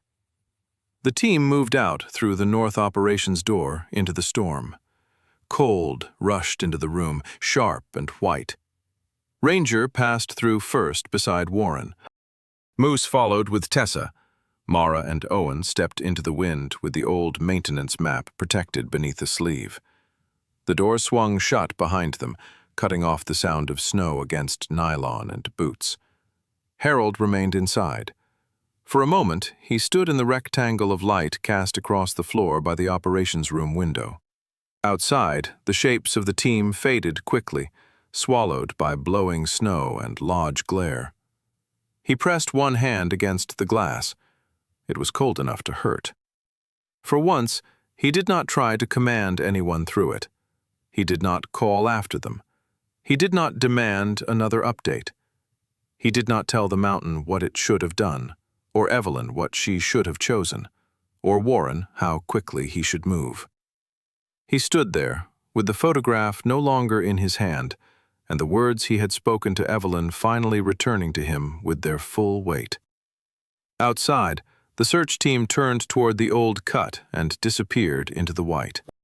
Inside, Harold Whitcomb waited, and discovered that waiting, when it was all love had left to offer, could be its own kind of punishment. The storm did not fall all at once. It thickened. At first, the snow only softened the edges of the trees and blurred the beam of Warren's headlamp.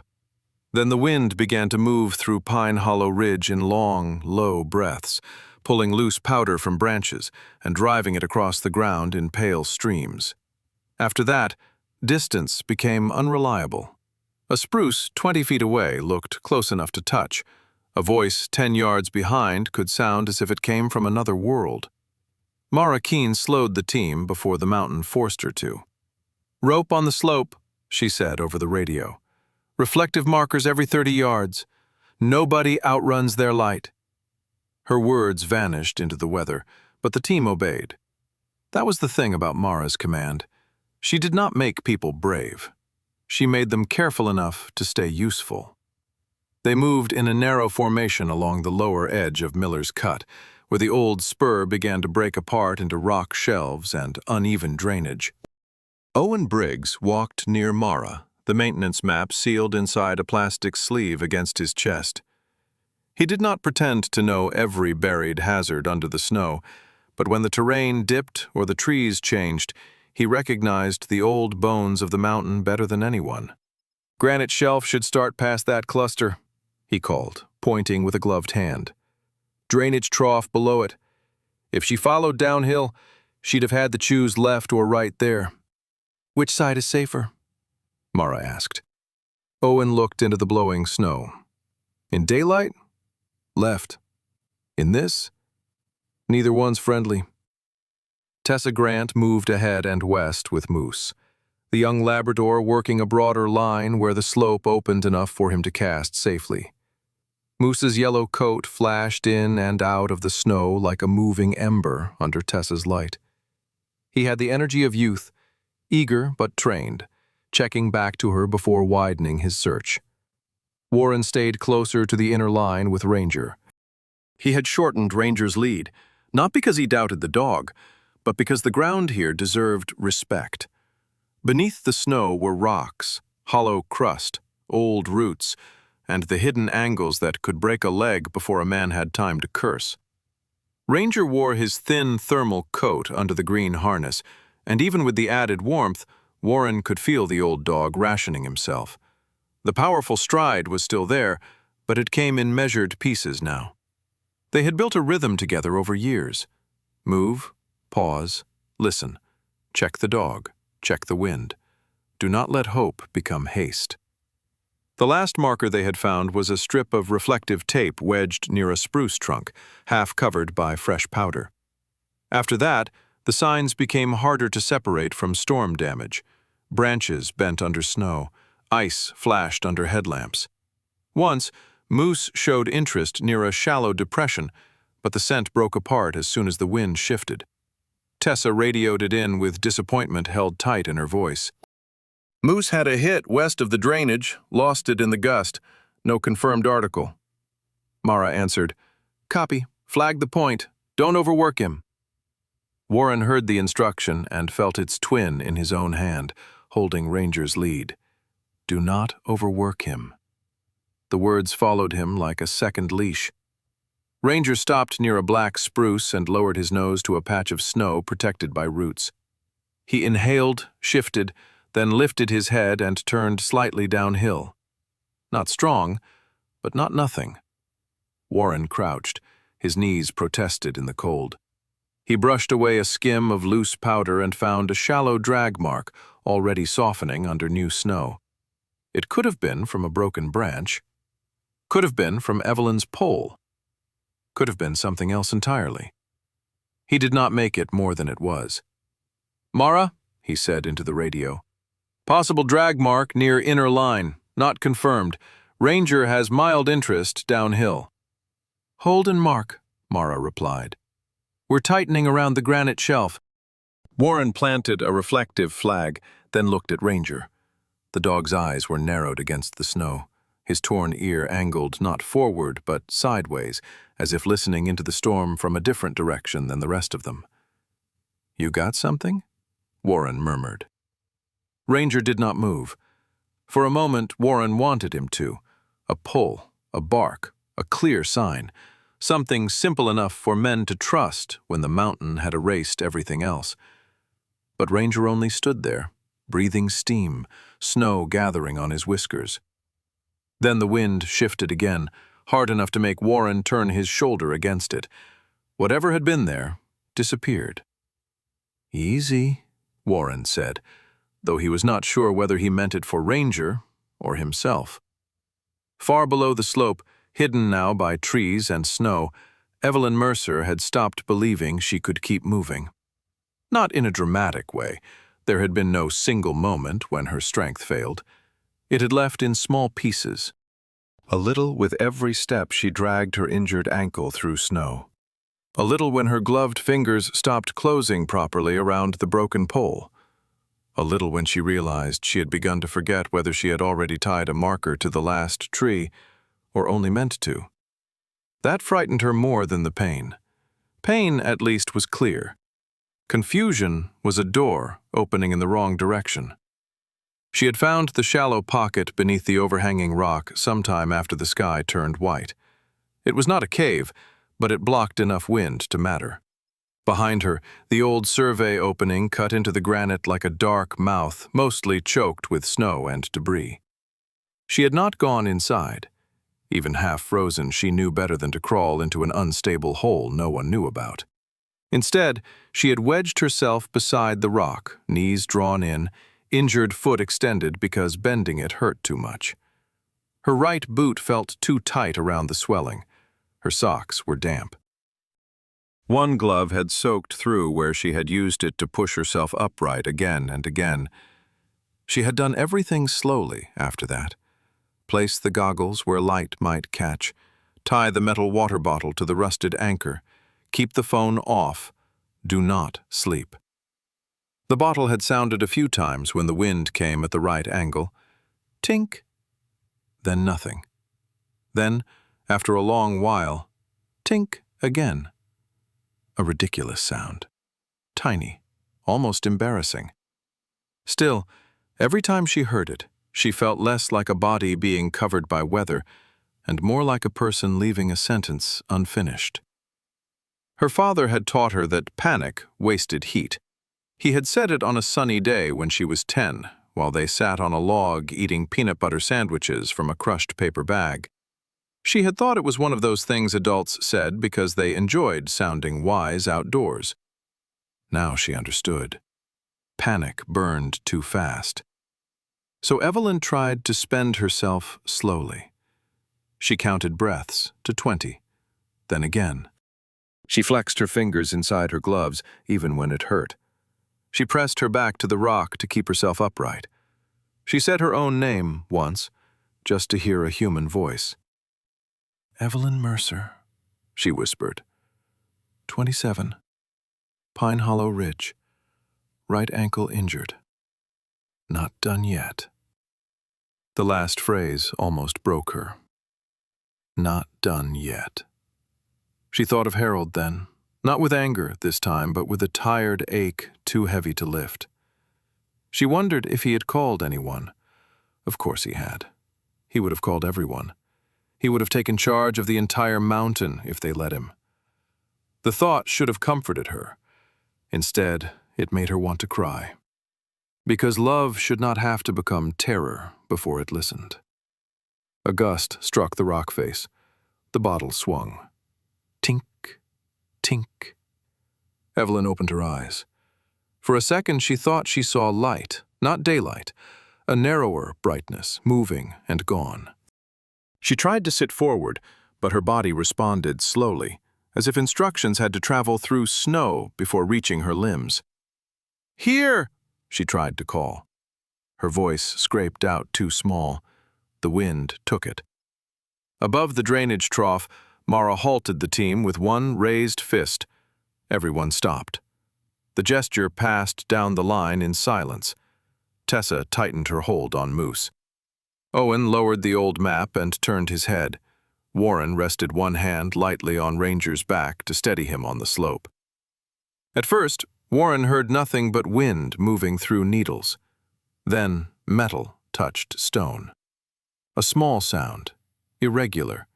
Not the clean ring of equipment against a carabiner, not the clatter of ski patrol gear. Something loose, light, being moved by gusts.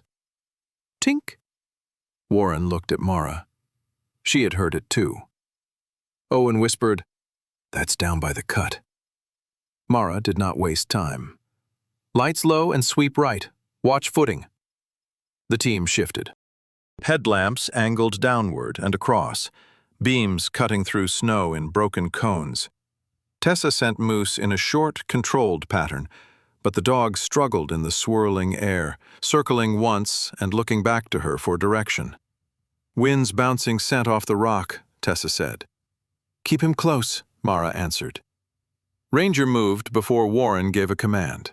Not fast, not reckless. He took 3 deliberate steps toward the sound, then stopped at the lip of a shallow, icy slope.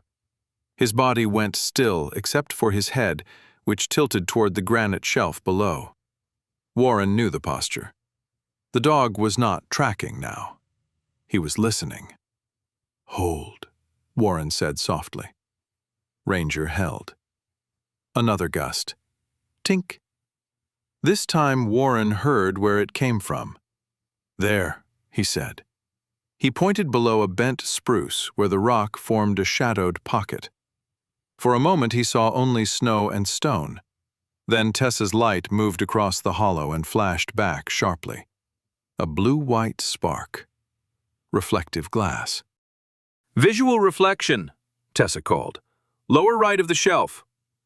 Mara dropped to one knee and swept her beam again. "Evelyn Mercer!" she shouted. "Search and rescue! If you can hear me, call out!" The wind answered first. Then a sound came from below. Not a scream, not even a full word. a rough, human breath shaped into effort. Warren stepped to the slope edge. "Evelyn!" Silence. Then thin but real. "I'm here." For 1 second, nobody moved. Not because they were unsure, because after hours of maps, markers, weather, and fear, the human voice made the whole mountain seem to stop around them. Mara recovered first. "Contact confirmed. Tessa, belay line. Owen, mark hazard. Warren, keep Ranger back until we secure footing." Ranger gave a low sound in his throat, not a bark, more like protest held under discipline. "I know," Warren told him. "Wait." The slope down to the rock pocket was short but slick, glazed beneath loose powder. Tessa anchored a rope around a thick spruce and checked the line with quick, practiced hands. Mara descended first, then Warren after her, one hand on the rope, boots finding small holds in the snow crust. When Warren reached the hollow, he saw Evelyn properly. She sat wedged against the rock, pale face framed by an ivory hat gone crooked, brown hair frozen in damp strands near her cheeks. Her blue and white jacket was dusted with snow. One leg lay stiffly extended, the boot at the injured ankle half buried. Her goggles had been propped on a stone at an angle to catch light, exactly as they had seen from above. A metal water bottle hung from a strap nearby, tapping weakly against rock whenever the wind entered the cut. Her eyes were open. That mattered. Mara crouched beside her. "Evelyn, I'm Mara. Search and rescue.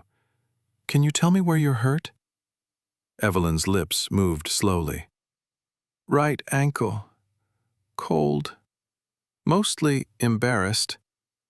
Warren let out a breath he had not known he was holding. Mara glanced at him once, the corner of her mouth barely shifting, then returned to her patient. "Embarrassed is allowed. Sleeping is not." Evelyn made a sound that might have been a laugh if she had more strength. Warren crouched where she could see him. "I'm Warren Calloway. Your uncle called us." At Harold's mention, something flickered across her face. Fear, anger, relief, exhaustion. Too many things to separate. "Of course he did," she whispered. "And this," Warren said, "is Ranger." He gave the lead a small slack. Ranger had waited as long as he could bear. Now, with the slope secured and Warren's permission given, the old German shepherd stepped carefully down the last few feet. He did not rush Evelyn. He approached sideways, gentle despite the harness and snow crust on his coat, and lowered his head near her hand. Evelyn stared at him for a second. Then her fingers moved. They found the silver fur along his muzzle. "Hi," she breathed. Ranger stood still. That small act of stillness seemed to loosen something in her. Her shoulders shook once, not with a sob exactly, with the release of having been found by a living creature who asked nothing of her in return. Warren looked at the markers around them, the bottle, the goggles, the strip of blue fabric tied higher up, the broken pole with tape, the deliberate intelligence of survival. "You did well," he said. Evelyn's eyes shifted to him. "I got lost." "You left signs." "I fell." "You got out." "I picked a stupid place to rest." "Better than picking a place the wind could finish the job." Her mouth trembled toward a smile. "That's the nicest way anyone's ever called me stubborn." "I've trained soldiers with worse trail discipline and less sense." This time, she almost laughed. The radio cracked above them, Tessa's voice. "Command, contact confirmed. Patient conscious, ankle injury, cold exposure. Request medical guidance and litter." Mara keyed her mic. "Lila, you copy?" A new voice came through after a burst of static, calm and precise, with the faint background noise of the lodge medical room behind her. "Copy. This is Dr. Lila Monroe. Confirm level of consciousness, breathing, visible bleeding." Mara checked quickly while Warren opened a heat blanket from his pack. "Conscious, responsive, breathing steady. No major bleeding observed. Right ankle injury, swelling. Wet gloves. Possible mild to moderate hypothermia. Lila's voice remained even. Do not rewarm aggressively. Remove wet outer items only if you can replace with dry insulation immediately. Protect from wind. Stabilize ankle in position found unless circulation is compromised. Warm packs to trunk, not directly on extremities. Keep her awake. Copy, Mara said. Tessa lowered additional supplies. Owen and the ski patroller prepared the litter above. The team worked without drama because drama wasted time. Heat blanket around shoulders, dry overmitts, chemical warmers wrapped properly. Quick check of toes. Splint secured with care that made Evelyn grip Ranger's harness and breathe through her teeth. When the pain spiked, Ranger shifted closer until his shoulder pressed lightly against her arm. Evelyn held on. Sorry, she whispered to him. Warren adjusted the blanket near her neck. He's been leaned on by heavier people than you. Ranger's eyes lifted toward him as if to say that was unnecessary. For a few minutes, the hollow became a small circle of human effort within the storm. Mara monitored Evelyn's responses. Tessa clipped and checked the litter line. Owen cleared snow from the safest ascent angle, muttering measurements under his breath. Warren stayed low beside Ranger, keeping the dog from lying fully in the snow while still allowing Evelyn that contact. Evelyn looked toward the water bottle as it tapped once more against stone. I thought no one would hear that, she said. Warren followed her gaze. Tink. Small. Fragile. Insistent. We almost didn't, he said, but you made it possible. She closed her eyes for half a second. Mara touched her shoulder. Eyes open, Evelyn. They're open, Evelyn murmured, though they were not. Warren leaned closer. Tell me about the photo. Her eyes opened. What photo? Your uncle had one. You and your father near the spruce stand. The cold pain and exhaustion softened her face into something younger for a moment. He kept that? Yes. Evelyn stared past Warren into the snow. I thought he threw everything away that made Dad look reckless. Warren did not answer. It was not his truth to fix. The litter came down. They moved her carefully, explaining every step before they took it. Evelyn bit down on the inside of her cheek when they lifted her injured leg, but she did not cry out. Ranger tried to follow too closely until Warren held him back. Let them work, he said. The dog obeyed, though every line of his body disliked it. When Evelyn was secured in the litter, Mara gave the order to haul upward.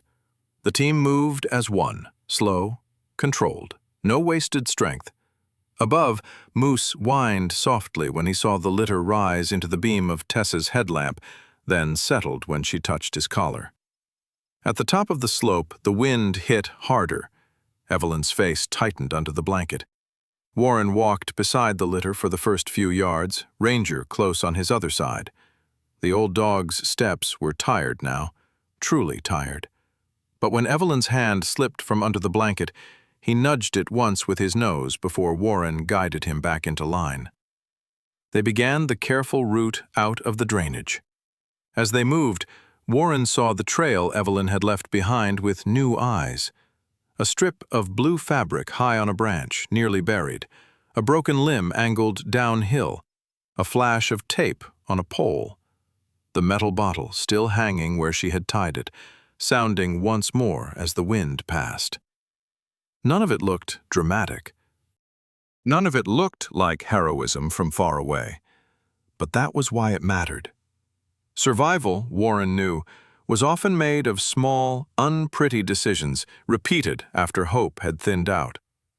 Evelyn had not waited for a miracle. She had built one out of scraps. Mara's voice came through the storm ahead. Keep moving. Lodge Medical is ready. Watch the trough edge. Warren looked down at Ranger, snow collecting on his silvered muzzle. Almost, he said. Ranger did not look at him. His eyes were on the litter, on the young woman who had touched his head with freezing fingers and thanked him as if he had been the first answer the mountain gave back. Behind them, the hollow disappeared into white. Ahead, the rescue lights glowed faint and distant through the trees. And Warren understood, with a clarity the storm could not blur, that they had not found Evelyn because one man was brave or one dog was gifted. They had found her because she had refused to vanish quietly, because every person on the mountain had done one small part correctly, and because sometimes the faintest sound in a storm was enough to lead the living back to one another. By the time they brought Evelyn into the lodge medical room, the storm had turned the windows white. Outside, Pine Hollow Ridge had disappeared behind blowing snow and floodlights. Inside, the world narrowed to rubber-soled boots on tile, the soft snap of medical gloves, the rustle of thermal blankets, and Dr. Lila Monroe's voice giving instructions without raising its volume. "Keep the blanket around her shoulders. Don't crowd the bed. I need room on the right side." Lila was not tall, but she carried herself in a way that made people step aside before she asked twice. Her dark hair was tied high, a few damp strands stuck near her temple from the rush between the patrol room and medical bay. A stethoscope with a deep blue tube hung around her neck. There was no drama in her face, only focus, and that focus steadied the room more than any reassurance could have. Evelyn lay on the narrow examination bed, wrapped in layers, her face pale under the harsh medical light. Her lips had regained some color, but her body still trembled in waves she could not control. Her right boot had been carefully cut loose after Lila checked circulation. The ankle beneath was swollen and bruising, ugly enough to make Harold turn away when he first saw it. Warren stood back near the wall, Ranger beside him. The old German shepherd had snow melting from his harness onto the tile. His head hung low from exhaustion, but his eyes remained fixed on Evelyn, as if the rescue had not truly ended until she no longer needed watching. Mara gave a concise report. "Found conscious, responsive, likely cold exposure, right ankle injury, no major bleeding. She was sheltered near the lower survey cut." Lila nodded while checking Evelyn's pupils with a penlight. "Evelyn, can you tell me your full name?" Evelyn's eyelids fluttered. "Evelyn Grace Mercer." "Good. Do you know where you are?" "Pine Hollow." A pause. "Medical room, I think." "You think correctly. Any pain besides the ankle?" "My pride." Lila's mouth softened for half a second. "We'll monitor that, too." A faint laugh passed through the room, too small to become relief, but enough to prove everyone inside it was still human. Harold stood just beyond the doorway, one hand braced against the frame. During the rescue, he had become almost motionless in the command room, listening to radio updates with a kind of terror too deep for pacing. When Mara's voice came through confirming contact, he had closed his eyes and covered his mouth, but he had not spoken. When the team brought Evelyn in, he had taken one step toward her and stopped only because Lila held up a hand. Now he tried again. "I need to see her." Lila did not look away from Evelyn's blood pressure cuff. "You are seeing her." "I need to speak to her." "When she is warmer, clearer, and ready." "I'm her uncle." Lila finally turned. Her eyes were amber-brown, tired at the edges, but steady. "And she is my patient." The words were not unkind. That made them harder for Harold to resist. They did not accuse him. They simply placed a boundary where one belonged. Harold looked past Lila to the bed. Evelyn's eyes were closed now, though she was not asleep. Her fingers twitched slightly beneath the blanket. Ranger took one slow step forward, then stopped when Warren touched the leash. "She needs to know I'm here," Harold said. "She knows," Lila replied. "Mara told her. Warren told her. She heard your name." Her voice lowered, not for privacy, but for precision. "Right now, her body has spent hours protecting itself from cold and pain. Let it keep doing that without asking her to manage your fear at the same time." Harold flinched.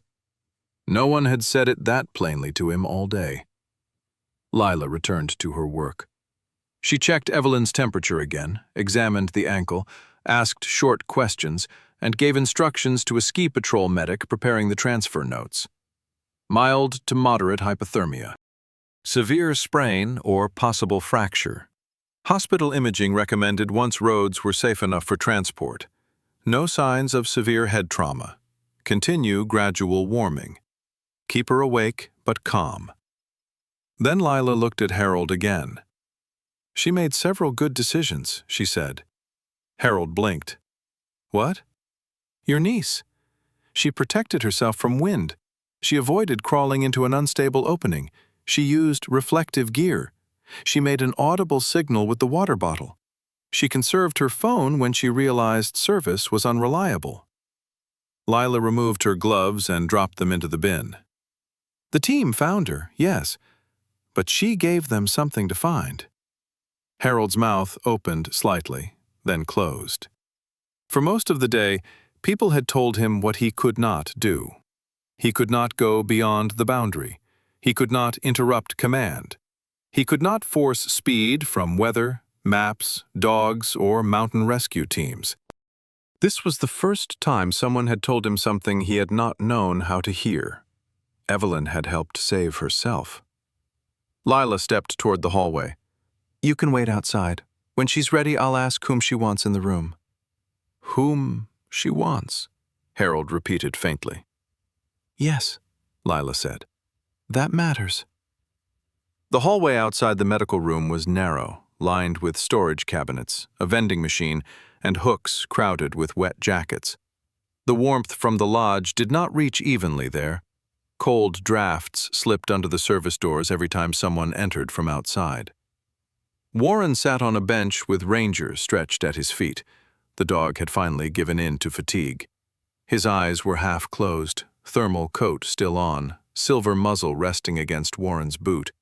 Occasionally one paw twitched in sleep, chasing something through a dream Warren hoped was kinder than memory. Harold remained standing for a while. Then, slowly, as if sitting required surrender, he lowered himself onto the bench beside Warren. Neither man spoke. Through the wall came the muffled sound of Lila's voice, a drawer sliding open, Evelyn answering a question too softly for them to make out. The storm pressed against the lodge windows with a low and constant breath. Harold stared at his hands. I thought stability was love, he said at last. Warren did not look over right away. He let the words settle. Harold continued, not because he was ready, but because silence had become worse. After Daniel and his wife died, Evelyn had nothing solid under her. Nothing. She was 17, and all her plans became funeral arrangements and insurance forms and college applications with grief sitting on top of them. He swallowed. I knew I wasn't her father. I never pretended I could be. But I thought if I could keep things steady enough, she might not fall apart. Ranger breathed deeply in his sleep. I made schedules, Harold said. I paid bills, I chose schools, I checked everything twice. I told myself she needed someone strong enough to make decisions when she couldn't. Warren's hand moved once over Ranger's head, slow and familiar. And when she could? Harold's expression twisted. That's the part I missed. It was not a confession made for forgiveness. It was more like a man finding a damaged beam in a house he had built himself. Warren understood that kind of discovery. He had spent years after the army realizing that the skills that once kept people alive could harm the people closest to him if he carried them unchanged into peace. He had no children. No wife waiting at home through deployments, no family story neat enough to offer Harold as a lesson. But he had Ranger, and that had been its own kind of education. In uniform, Warren said, clear command can save lives. Out there, if someone tells you to move, you move. If someone says hold, you hold. You don't debate the philosophy of the order when rounds are coming in or weather's closing over a ridge. Harold listened without interrupting. For a long time after I came home, Warren continued, I still spoke like everything depended on compliance, even when nobody had asked me to lead, even when the only living thing in the room was a dog trying to tell me he was tired or hungry or scared of thunder. Ranger's torn ear twitched in his sleep. Warren looked down at him. He taught me slower than any person could have. A dog like Ranger will obey until it costs him. That's why the handler has to learn restraint. Loyalty isn't permission to use someone up. Harold's face lowered into his hands. The sentence had found him. Not because Ranger was Evelyn, not because the comparison was clean, but because Harold could see, at last, the shape of it. He had loved a girl who would try to honor him, please him, reassure him, defend herself to him, until she had no room left to hear her own life calling. And he had called that loyalty. The medical room door opened before either man could speak again. Lila stepped out. She's warmer, tired but coherent. She'll need imaging for the ankle when transport is cleared. For now, she's asking for a few minutes. Harold stood too quickly. She wants to see me? Lila looked at him. She said Warren and Ranger can come in. She said you may come in if they stay. The words moved across Harold's face like weather. Pain first, then shame, then, faintly, understanding. She doesn't trust me alone, he said. Lila did not soften it. She wants the conversation to stay safe. Harold nodded once, but it took effort. Warren rose and gently woke Ranger with 2 fingers against the dog's shoulder. Ranger opened his eyes, gathered himself, and stood. The movement was slow, but when he saw the open medical room door, his attention returned. Inside, Evelyn had been propped up slightly. Dry blankets were layered over her. Her damp hat was gone, and her brown hair, partly loose from its tie, lay in uneven strands around her face. Without snow and goggles, she looked younger than 27, and older at the same time. Pain and cold had stripped away the polish people used to move through ordinary days. Her eyes went first to Ranger. "Hey," she whispered.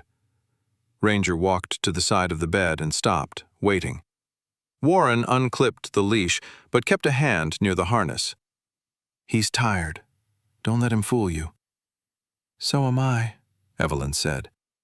For the first time that night, Warren smiled. Harold stood just inside the doorway, as if crossing the rest of the room required permission he no longer knew how to ask for. Evelyn looked at him. The silence between them was not empty. It was crowded with every version of the argument they could have had, every apology that might be wrong, every old fear dressed as concern. Harold took one step closer. "Evelyn," he said, and stopped. She waited. "I'm sorry," he said. The words came too quickly, too small for what they needed to hold. "I was scared," he added. "I was scared when you left. I was scared when they said you were off the old trail. I was scared that—" Evelyn closed her eyes. Warren saw it. Harold saw it too late. When she opened them again, her voice was weak but clear. "Uncle Harold, I know you were scared." He looked stricken by the gentleness. "Then, that isn't the apology." The room went very still. Ranger placed his chin lightly on the edge of the mattress near Evelyn's hand. She moved her fingers into the fur along his head and kept them there, not gripping, just touching something warm and steady. Harold's mouth tightened, but this time he did not defend himself. Evelyn breathed through a wave of pain before speaking again. "You keep apologizing for being worried," she said. "But worry wasn't what hurt me. You were allowed to worry. You're allowed to hate the idea of me getting hurt." Harold's eyes shone, though no tear fell. "What hurt," she continued, "was that you used your fear to decide what kind of life I'm allowed to want." Lila moved quietly near the counter, pretending to check supplies while making sure Evelyn did not exhaust herself. Warren stayed by the wall. This was not his conversation to lead. Harold looked older than he had in the command room. "I thought I was protecting you," he said. "I know. I thought if you chose something hard, something uncertain, you'd end up like my father." The words came without anger. That made them worse. Harold's shoulders folded. Evelyn's eyes filled, but her voice held. "Dad didn't die because he cared about people. He died because the roads were bad and the weather was bad and something terrible happened. You turned his kindness into a warning label." Harold covered his mouth with one hand. For years, he had told himself he was preserving Daniel's memory by protecting Evelyn from the kind of life that had made Daniel beloved and, in Harold's mind, vulnerable. He had never considered that he had also been shrinking him. Evelyn looked down at Ranger. Her fingers moved over the silver fur around his muzzle. "I don't want to throw my future away," she said. "I want to finish my program. I want to do the work. But I want to aim it at people who need help coming back into their bodies, their homes, their lives. Veterans, injury patients, people who survived but still have to learn how to live after." Her gaze shifted briefly to Warren, not asking permission, only acknowledging the presence of someone who understood the word after. Then she looked back at Harold. "That is not less serious than research," she said. "It is not less worthy because it doesn't sound impressive at a dinner table." Harold tried to speak and failed.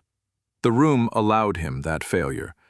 A gust of wind struck the window behind the blinds, rattling it in the frame. For a moment, everyone heard again the storm that had nearly kept Evelyn.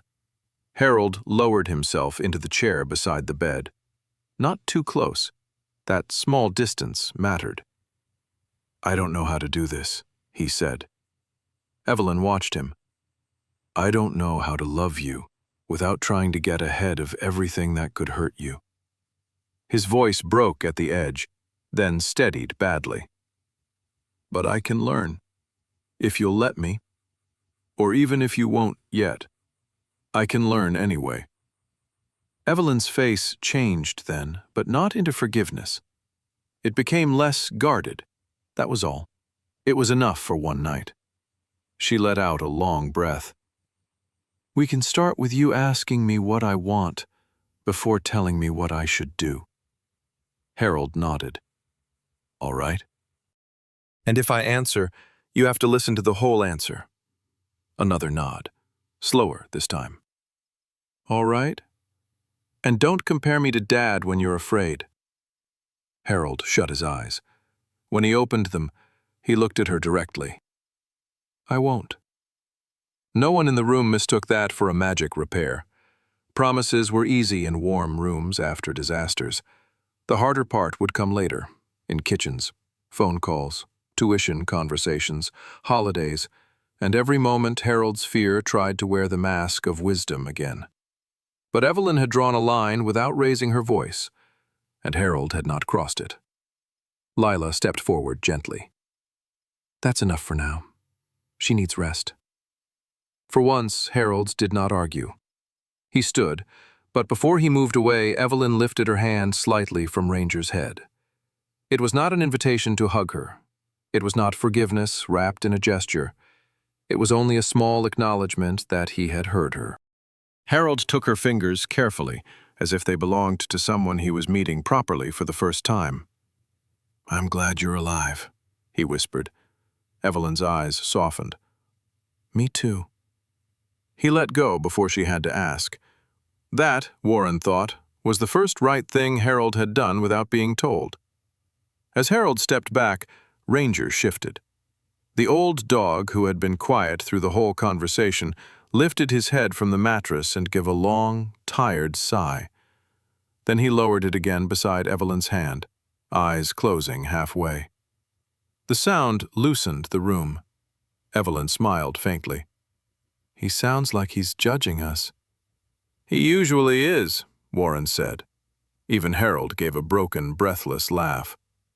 It did not erase the storm.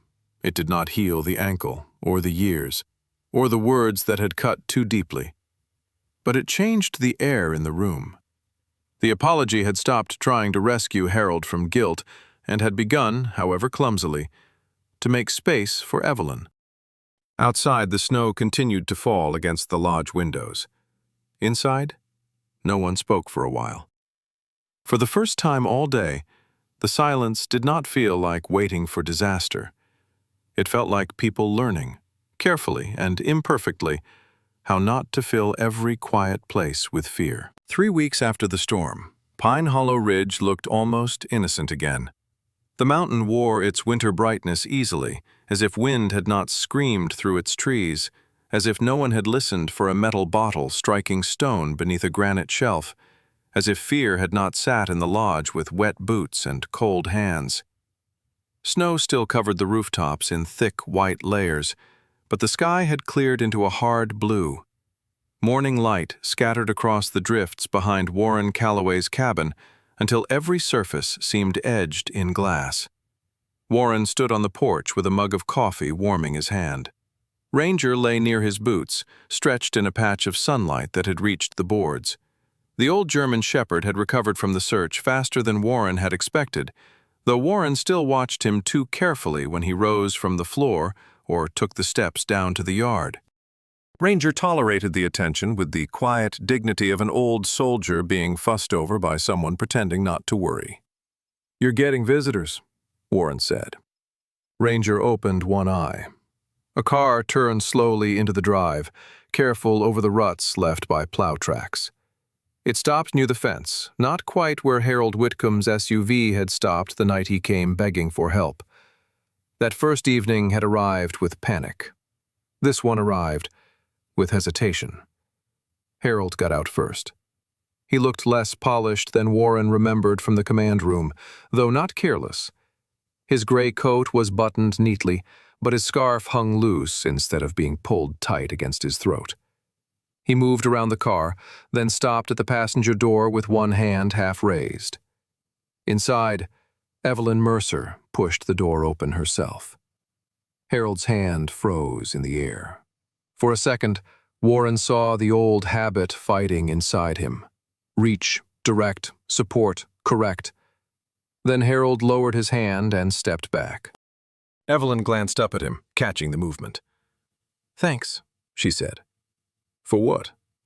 "For waiting." Harold looked as if he had been given more credit than he deserved, and did not know where to put it.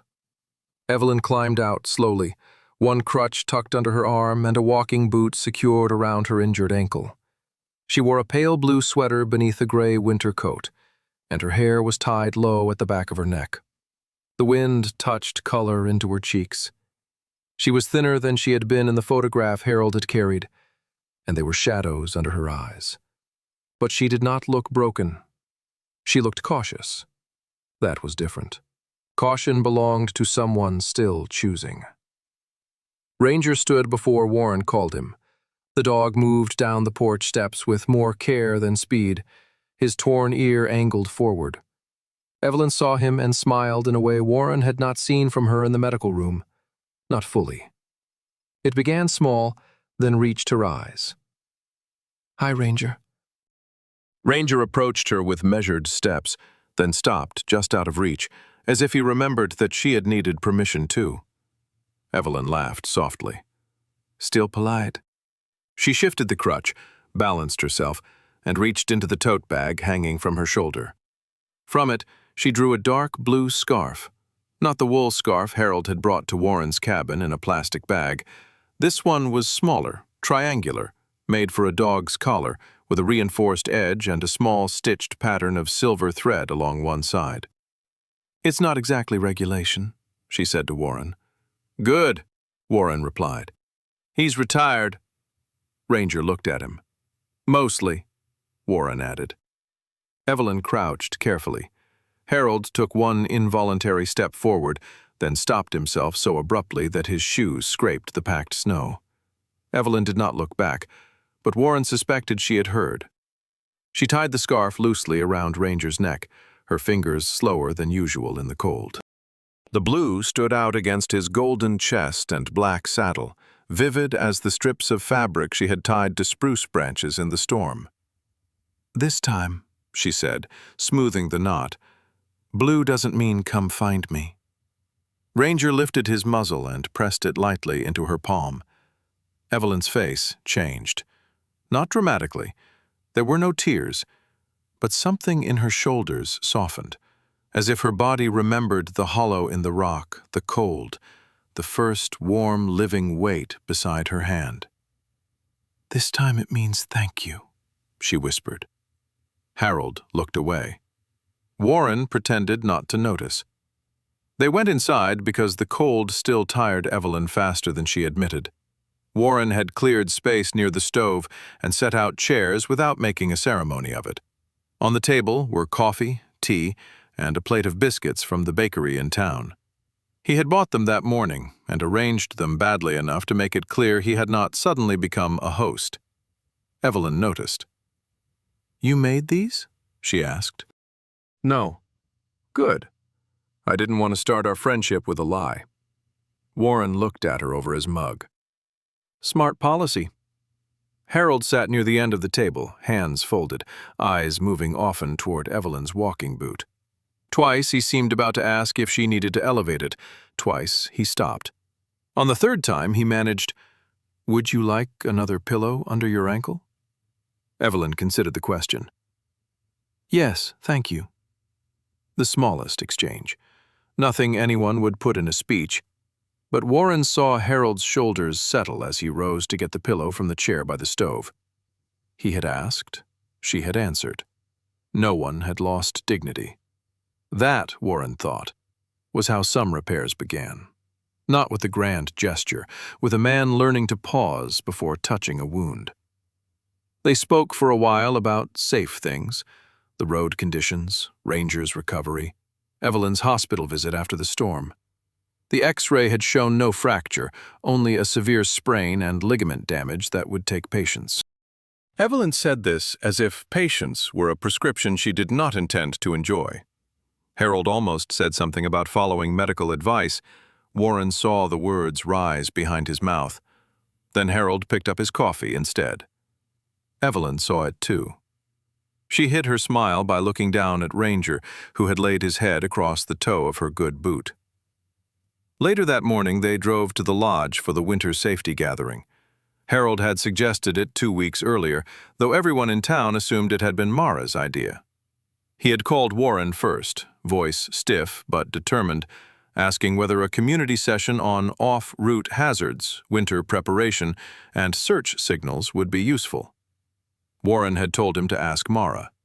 Harold had done so. Then, more importantly, he had asked Evelyn if she wanted to speak or if she preferred someone else to summarize what had happened. That had mattered. It had mattered more than Harold understood at first. The lodge meeting room was modest, with rows of folding chairs, a coffee table near the back, and a projector screen showing a map of Pine Hollow's north sector.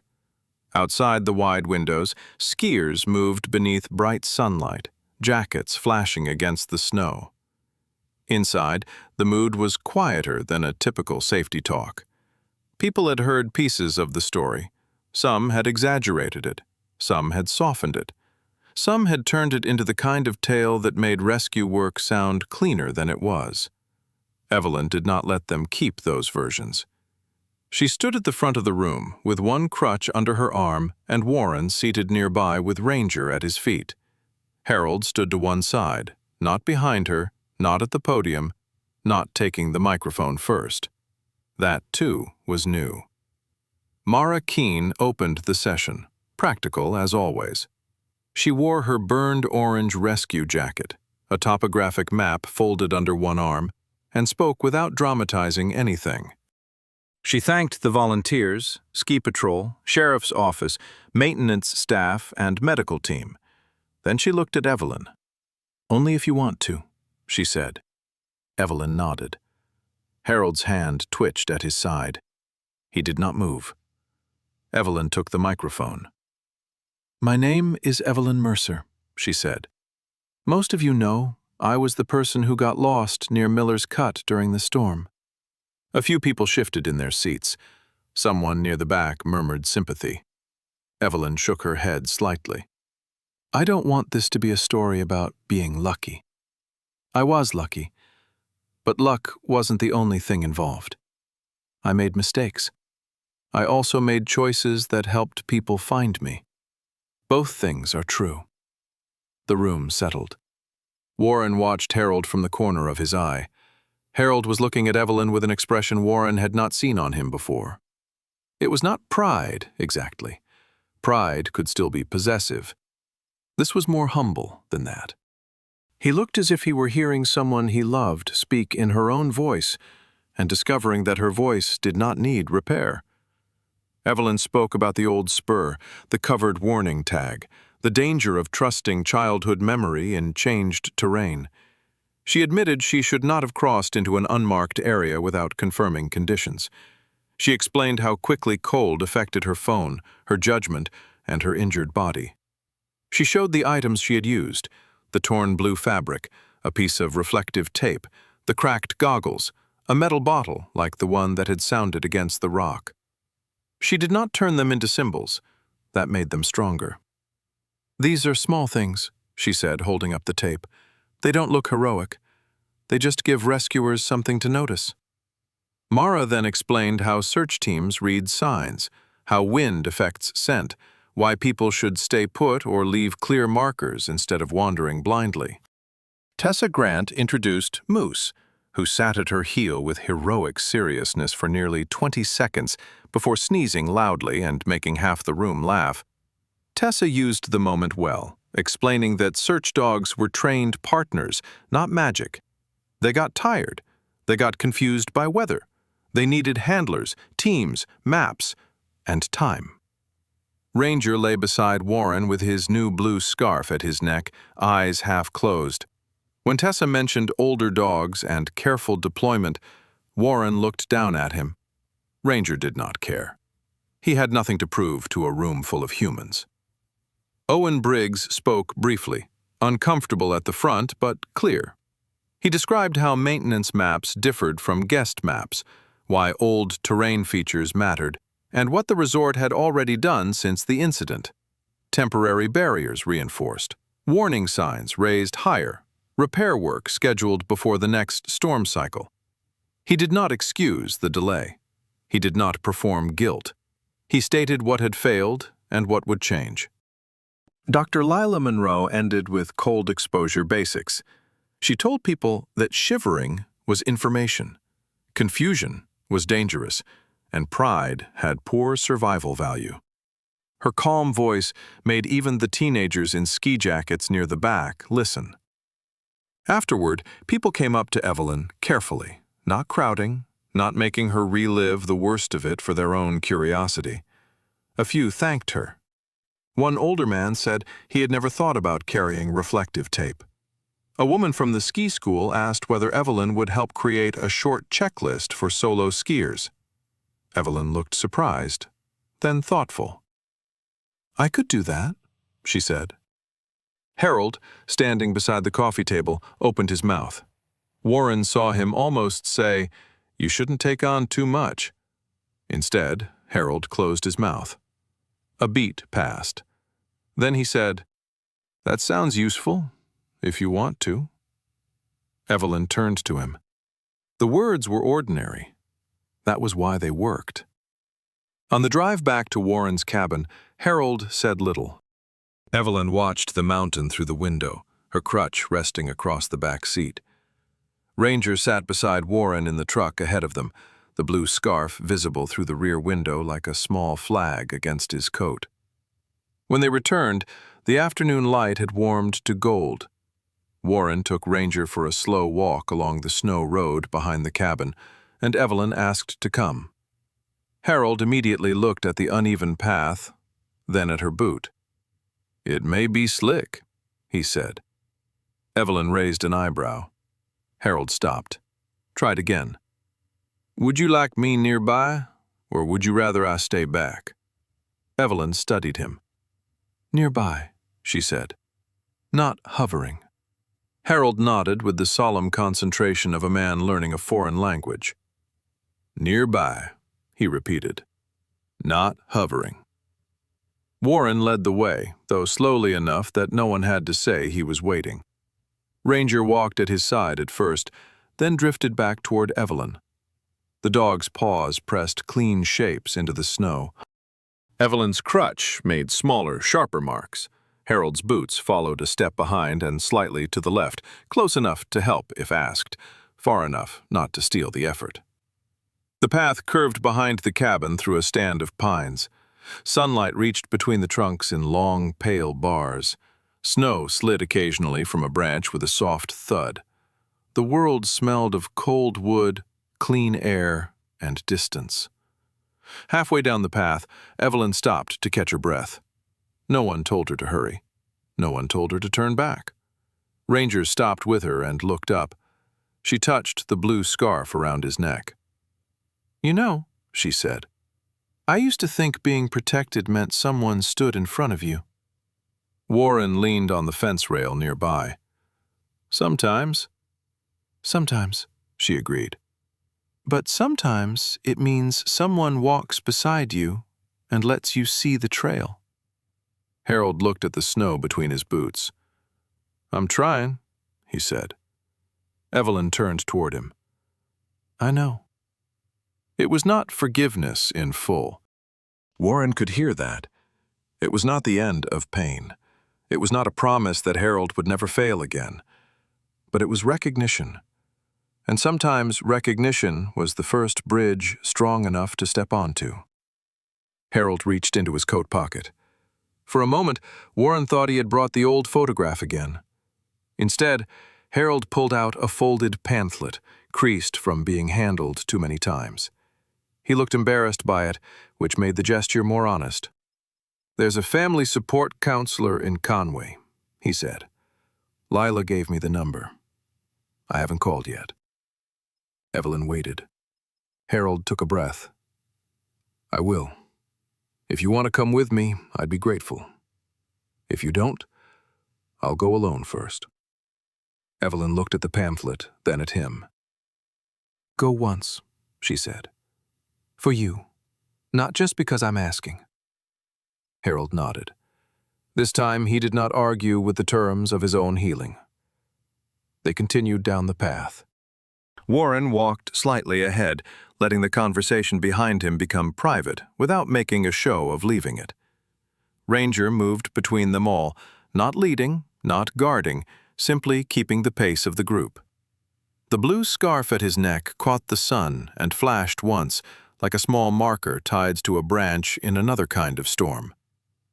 Warren thought about the night Harold had arrived at his cabin with Evelyn's scarf in a plastic bag and terror in his hands.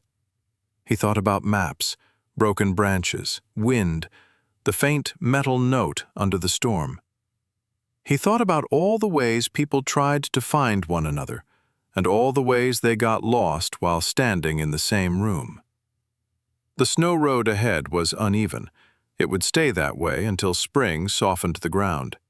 There were slick patches under powder, places where a careless step could still take a person down. But no one rushed. Evelyn placed her crutch carefully. Harold waited without grabbing her arm. Ranger looked back once, making sure they were all still together. Warren watched their footprints gather behind them. Boots, crutch, paws, more boots. Different shapes, different weight, the same direction. There were rescues, he knew, that ended when a missing person came home, and there were others that only began there. Somewhere beyond the pines, Pine Hollow Ridge shone under the winter sun, beautiful and dangerous, changed by nothing and changed by everything. Warren did not need the mountain to become safe in order to respect it. Maybe people were the same. Maybe love was not the promise that no one would fall, but the patience to learn how to walk near one another without turning care into a cage. At the bend in the path, Evelyn paused and looked back at the cabin. The windows glowed warm. The snow held their tracks. Ranger stood in the middle of them, blue scarf bright against his chest. For the first time in weeks, Evelyn smiled without bracing for what might come after it. Then she turned forward again. Under the clear winter light, they kept walking, slowly, carefully, together. Sometimes the people we love do not need us to control every step they take. They need us to listen, to walk beside them, and to trust that God can guide them in ways our fear cannot understand.